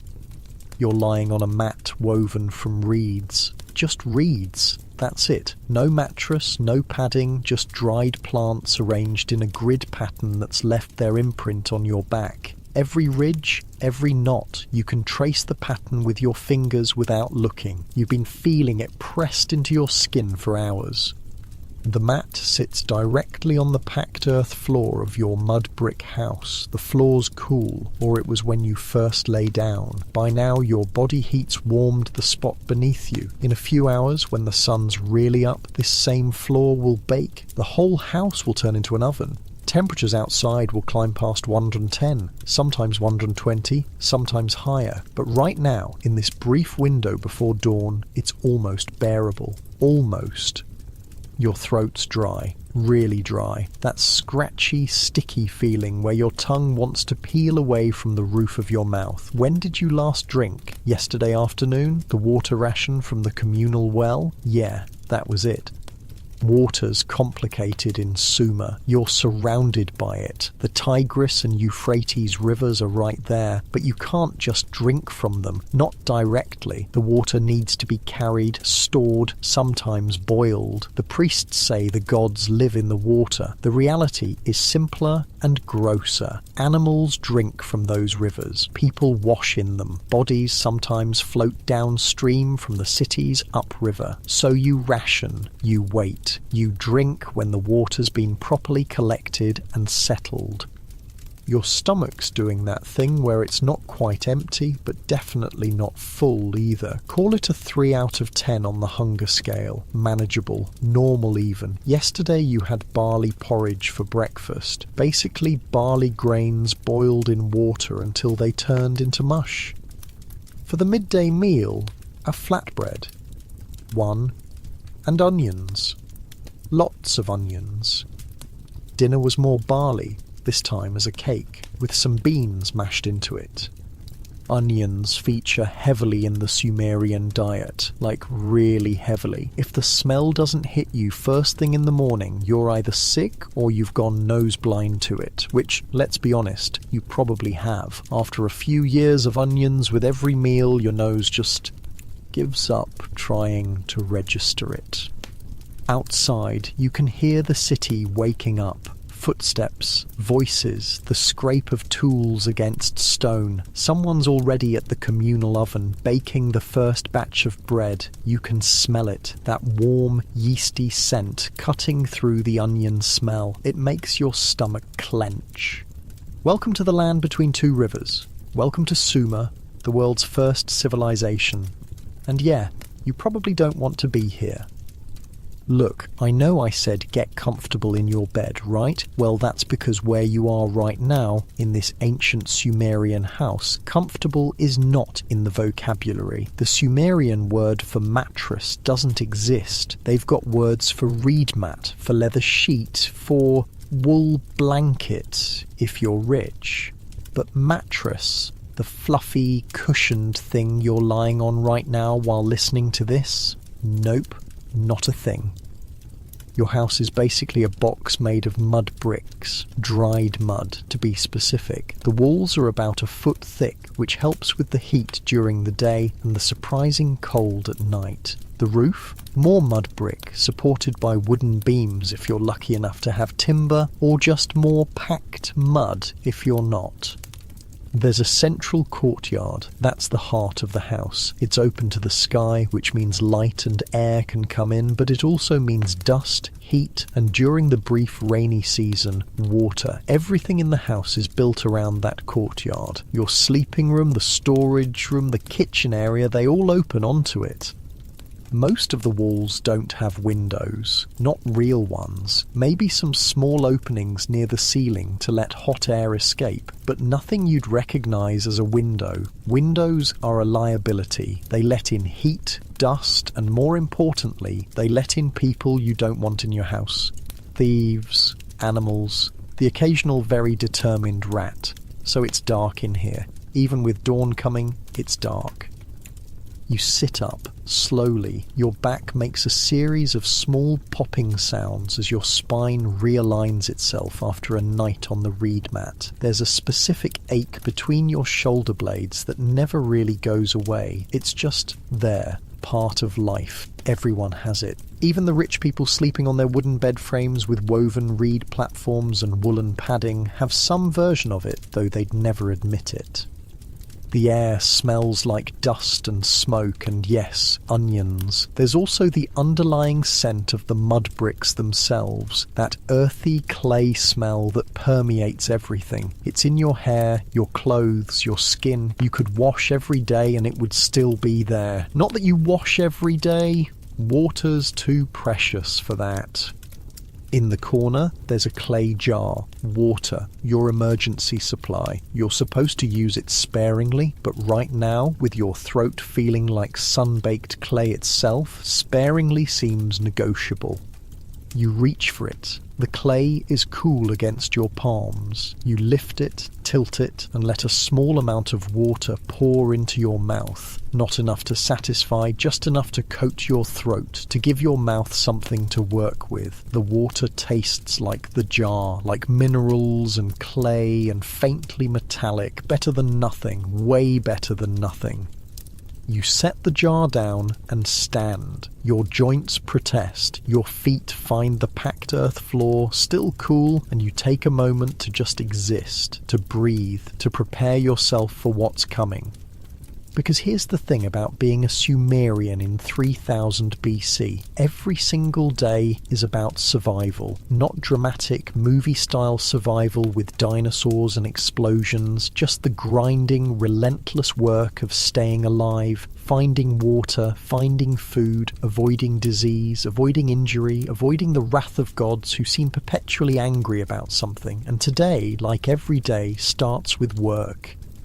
The sun's not even up yet, and you've got to get moving, because in Sumer, if you're not working, you're not eating. And if you're not eating, well, let's not think about that. You pull on your clothes. If you're a man, it's a knee-length skirt made from wool or linen.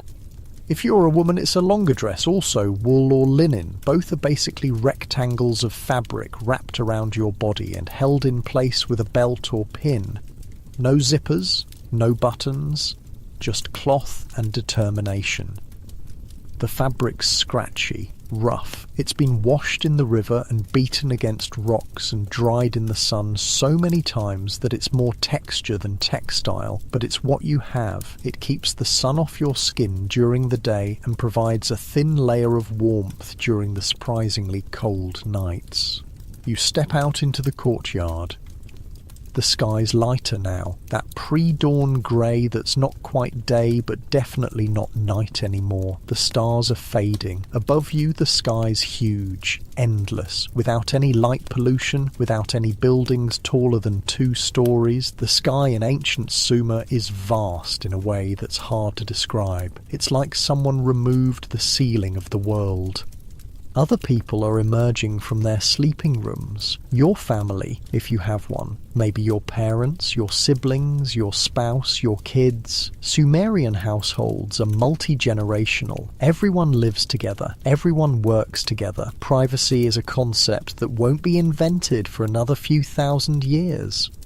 Someone's already started a fire in the courtyard's cooking area. Smoke rises in a thin column. The fire's small. Fuel is precious, but it's enough to heat water for barley porridge. Again, because that's breakfast. That's always breakfast. Unless you're wealthy. Then you might have honey to sweeten it, maybe dates, maybe cheese. But wealth is relative in Sumer. Even the wealthy eat barley. They just eat it with more stuff mixed in. You head toward the fire, but before you get there, you hear it. The sound that dominates Sumerian life. The gong. It's coming from the center of the city, from the area near the ziggurat, that massive stepped pyramid that you can see from anywhere in the city. The temple tower. The house of the gods. The gong is the signal. The call to work.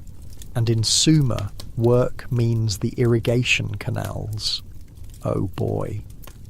Let me explain something about Sumerian cities. They exist because of one thing: water management. That's it. That's the whole civilization in a nutshell. Take away the canals, the dikes, the reservoirs, and Sumer disappears. The cities crumble. Everyone dies or moves away. It's that simple.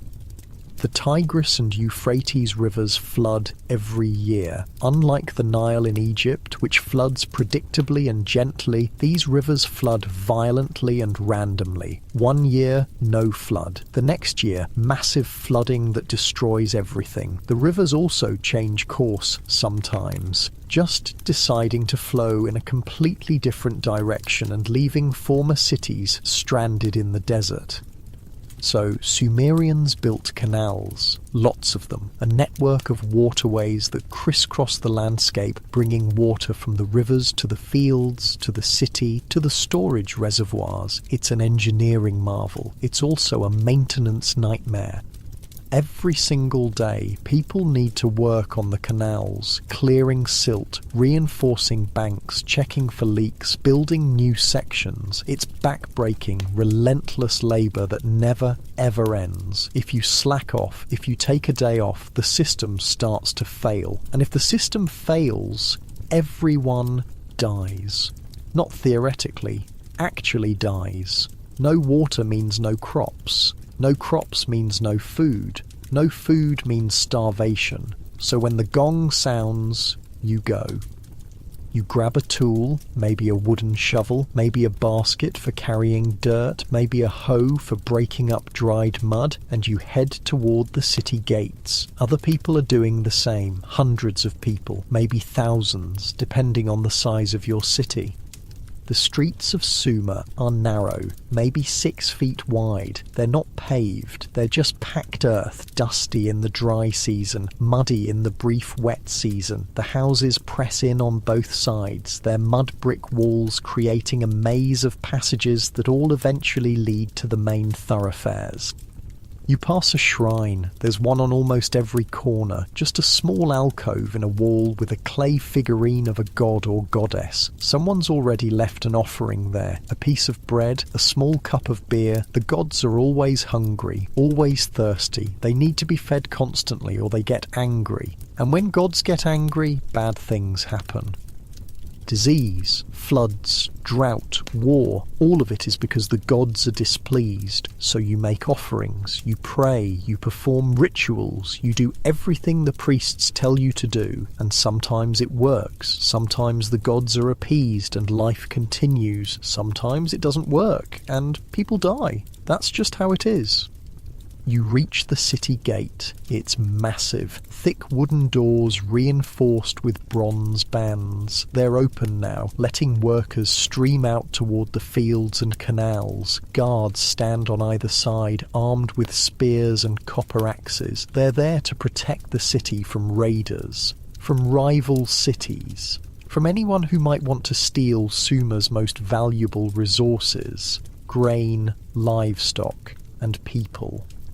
Slavery exists in Sumer. It's common. When one city conquers another, the losers become slaves. They're brought back to work the fields, build the buildings, serve in the households of the wealthy. It's brutal. It's also just how things are done. You pass through the gate. The landscape beyond the city walls is a grid of irrigation canals and fields, green crops, barley, wheat, flax growing in neat rows, date palms providing shade and fruit, vegetable gardens full of onions, garlic, leeks, cucumbers, lettuce, all of it made possible by water drawn from the rivers through the canal system. And there they are. The canals, wide channels cut through the earth, some filled with flowing water, others partially dry and needing maintenance. This is where you'll spend your morning. This is where everyone spends their mornings. The overseer is already there, the guy in charge of organising the work crews. He's shouting instructions, pointing at different sections of canal, assigning people to different tasks. He reports to the NC, the political and religious leader of the city. The NC reports to the gods. Everyone reports to someone. That's the hierarchy. That's civilization.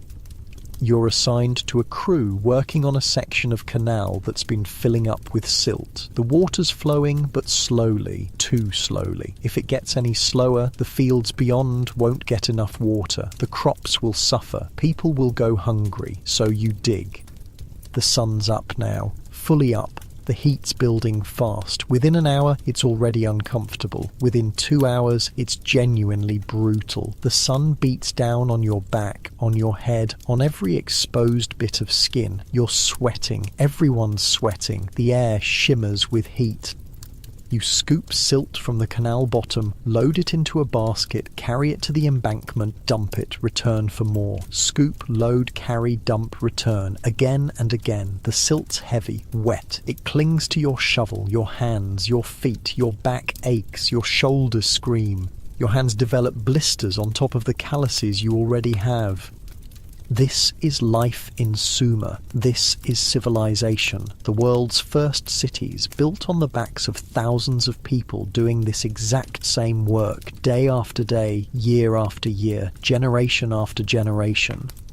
Around you, other people are doing the same thing. Men, women, even older children. Everyone works, everyone contributes. There's no concept of retirement or weekends or vacation time. You work until you physically can't anymore, and then you either have family to take care of you or you die. Fun times. The overseer walks along the embankment, watching, making sure everyone's working at the right pace, making sure no one's slacking. Sometimes he shouts encouragement, sometimes he shouts threats. The line between motivation and intimidation is thin in Sumer.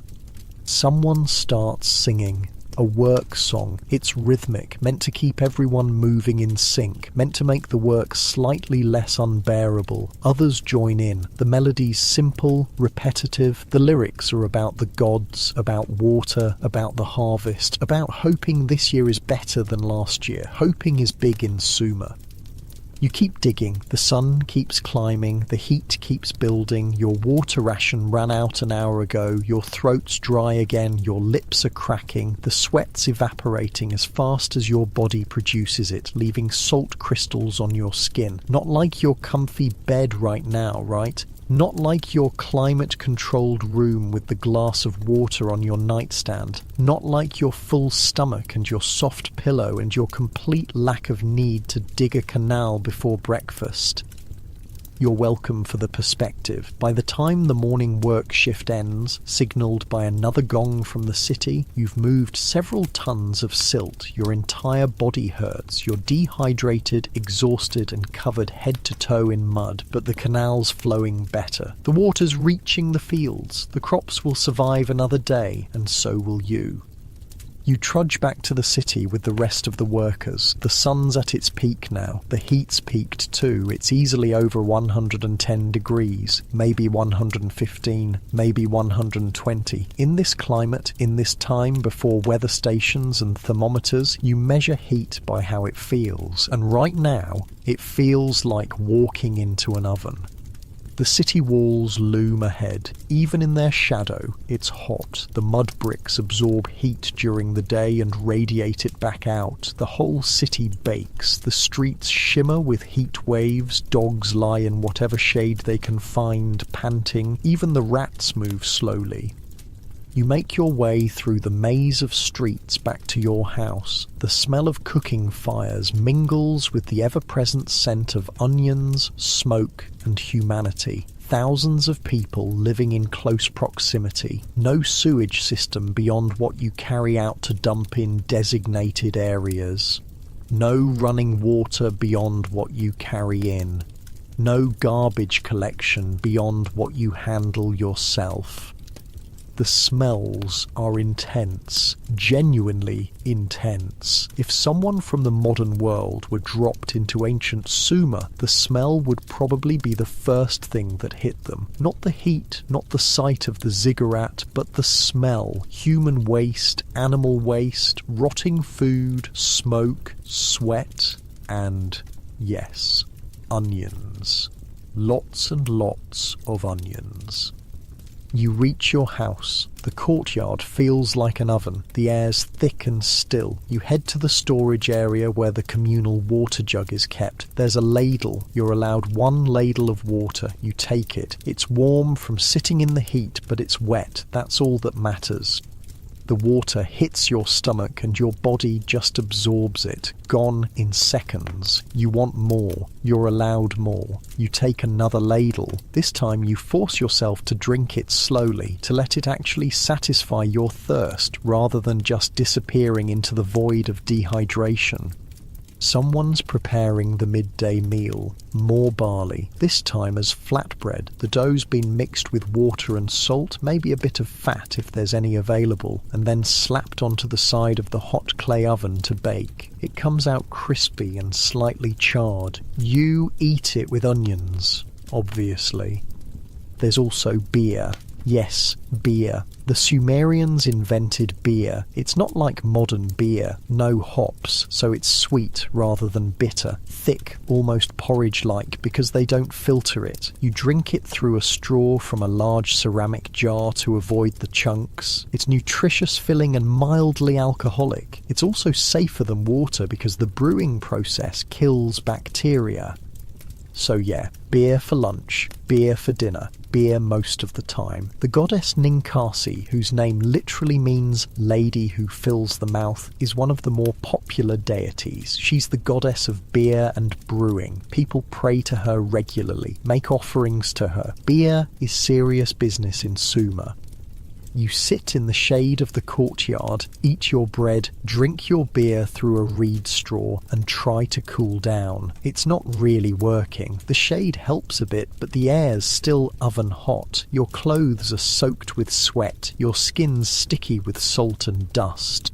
This is the midday rest period. Work in the canals has stopped because it's simply too hot. The wealthy retreat to the inner rooms of their larger houses. The priests perform their rituals inside the cool stone of the ziggurat. Everyone else just tries to survive the heat. Some people sleep. Others do light work, repairing tools, weaving baskets, mending clothes. Children play quiet games in the shade. Life slows down, waiting for the worst of the heat to pass. You lean back against the mud brick wall of your house, the bricks hot against your back, but somehow being still, being in shade, being fed and hydrated, relatively speaking, makes it bearable. Your eyes close, the sounds of the city fade into background noise. For a moment, just a moment, you're not thinking about survival, about canals, about gods, about tomorrow's work. You're just existing, and honestly, in ancient Sumer, that's about as good as it gets. The rest period ends when the heat drops from hell on earth to merely oppressive. You get up, time for afternoon work, different from the morning canal labour, but work nonetheless, because again, if you're not working, you're not eating. That's just math. Today, you're assigned to the temple complex. Yeah, the ziggurat. That massive stepped pyramid dominating the city skyline. You can see it from literally anywhere. It's designed that way. The whole point is to be impossible to miss. Let me paint you a picture of what this thing looks like.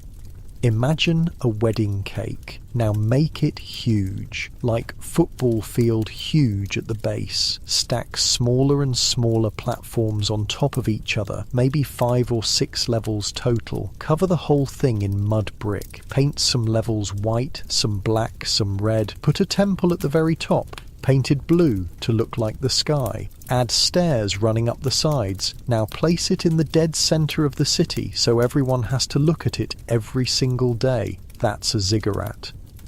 The one in your city rises about 150 feet into the air. The base covers maybe 3 acres. It took decades to build, thousands of workers, millions of mud bricks. It's basically a mountain that humans decided to just make, because the gods lived on mountains far away. And if you can't go to the mountain, you build your own mountain and hope the gods appreciate the effort. Spoiler alert, the gods always need more convincing. You approach the base of the ziggurat. There's a huge courtyard surrounding it, easily the size of 10 modern city blocks. This is where city life happens. Markets, gatherings, public announcements, religious festivals, executions, normal civic stuff. Right now, the courtyard's busy. There's an artist painting a mural on one of the temple's outer walls. A kid races past, probably late for school. Yes, school. The Sumerians invented formal education. Lucky them. A woman's milking a goat near one of the smaller shrines. Someone's weaving a basket from reeds. Life continues in the shadow of the god's house. But here's where it gets interesting. The ziggurat isn't just a religious building, it's the centre of everything. Economics, politics, law, healthcare, education. The priests who run the temple complex basically run the entire city. They control the grain stores, they organise the irrigation work, they settle disputes, they diagnose illnesses, they keep records of everything, and I mean everything.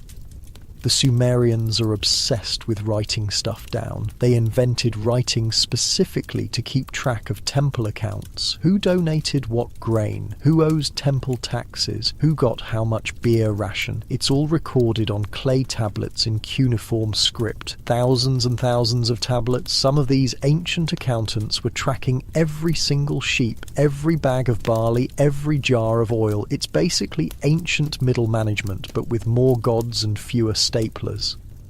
The priests are everywhere in the courtyard. You can spot them by their clothes, fancier than yours, cleaner, definitely cleaner, made from better fabric. They wear these distinctive fringed garments, kind of like shawls. Some have their heads shaved, some have elaborate hairstyles. All of them have this air of authority because they speak for the gods. And the gods? They're not exactly chill. Okay, let's talk about the Sumerian pantheon. Strap in, because this is wild. The Sumerians have over 3,000 gods and goddesses. 3,000. There are gods for everything. God of the sky, god of water, god of air, goddess of love, goddess of war. Sometimes these are the same goddess because apparently love and war go together. God of beer, goddess of grain, god of that specific canal over there, goddess of this particular tree. It's excessive. The big ones, the major league gods, are An, Enlil, Enki, and Inanna. An is the sky god. Top of the hierarchy, though he doesn't do much these days. Think of him as the retired CEO who still has his name on the building. Enlil is the real power, god of air and storms. He's based in Nippur, which is like the religious capital of Sumer. When Enlil gets angry, bad things happen. Floods, droughts, locusts, your crops dying, your city getting destroyed, fun guy at parties. Enki is the water god. He's actually pretty cool, relatively speaking. God of wisdom and magic. He's the one who warned that one guy about the great flood and told him to build a boat. Sound familiar? Yeah, that story predates the Noah version by about 1,000 years. The Sumerians did it first.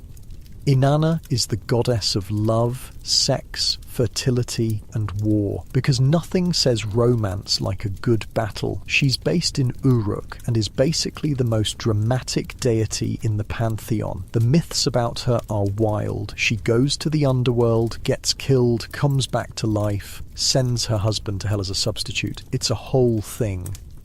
Then there are the lesser gods. Hundreds of them. Each city has its own patron deity. Each household has its own protective spirits. You're supposed to pray to all of them, make offerings to all of them, keep all of them happy all of the time, which is, let's be honest, exhausting and impossible.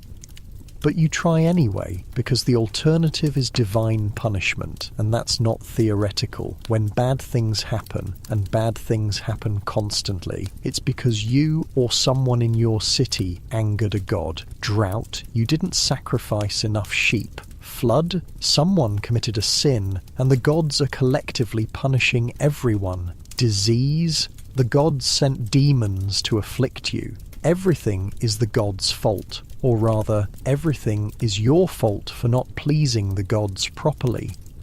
It's a system that keeps the priests very, very powerful. You reach your assigned work area near the base of the ziggurat. Your job today is helping to transport offerings from the courtyard up to the temple at the top. People bring offerings all day, every day. Food, drink, woven cloth, tools, sometimes animals. All of it goes to the gods, which really means it goes to the priests, who consume it on behalf of the gods because, you know, the gods can't actually eat solid food. Convenient. The stairs up the ziggurat are steep, really steep. Each platform has its own staircase connecting to the next level. You're carrying a large basket of bread. Someone behind you is carrying a jar of beer. Someone else has a live chicken, which is not happy about being carried up a giant pyramid in a 110-degree heat. Can't say I blame the chicken. Each level of the ziggurat serves a different function. The lower levels have storage rooms, administrative offices, and smaller shrines. The middle levels have priests' quarters and ritual preparation areas. The top level, the one you're climbing toward, has the main temple. Only the high priest or priestess gets to go into that top temple. Everyone else stops at the platform just below. That's where you'll leave the offerings, where the priests will collect them, perform the necessary rituals, and then take them inside to feed the gods. You reach the top platform. The view is stunning. From up here you can see the entire city spread out below, the grid of streets, the houses packed together, the city walls forming a protective circle. Beyond the walls, the green fields and the network of irrigation canals cutting through the brown landscape. Beyond that, the rivers winding their way south toward the Persian Gulf. You can also see other cities in the distance, just smudges on the horizon, but they're there. Other Sumerian city-states, Kish to the north, Uruk to the south, Lagash to the east, all of them built on the same model. Ziggurat in the centre, city around it, farmland beyond, canals everywhere, all of them competing for the same resources, the same water, the same land, the same trade routes, all of them sometimes at war with each other, but we'll get to that later. You set down the basket of bread in the designated area and head back down, up and down, up and down. Each trip you're carrying something different. Dates, figs, barley grain, oil, wine, if someone wealthy donated it. The temple accumulates massive quantities of stuff. They have to. They employ hundreds of people. Priests, administrators, scribes, craftsmen, servants, guards. All of them need to be fed.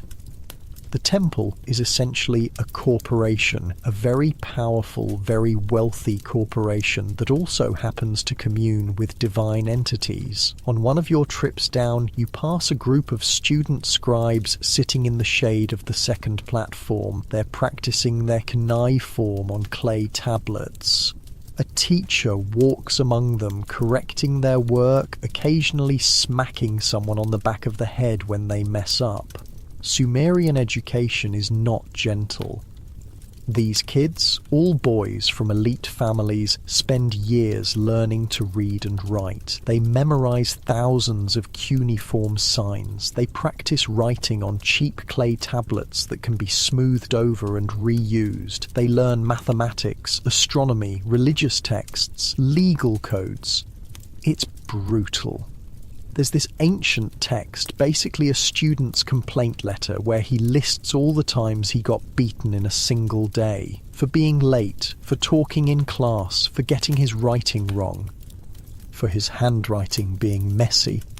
The kid then asks his father to invite the headmaster over for dinner, gives the teacher gifts, and suddenly his writing is praised, and he's told he'll be a great scribe one day. First recorded case of apple polishing in human history. The teacher's walking past and he glances at you.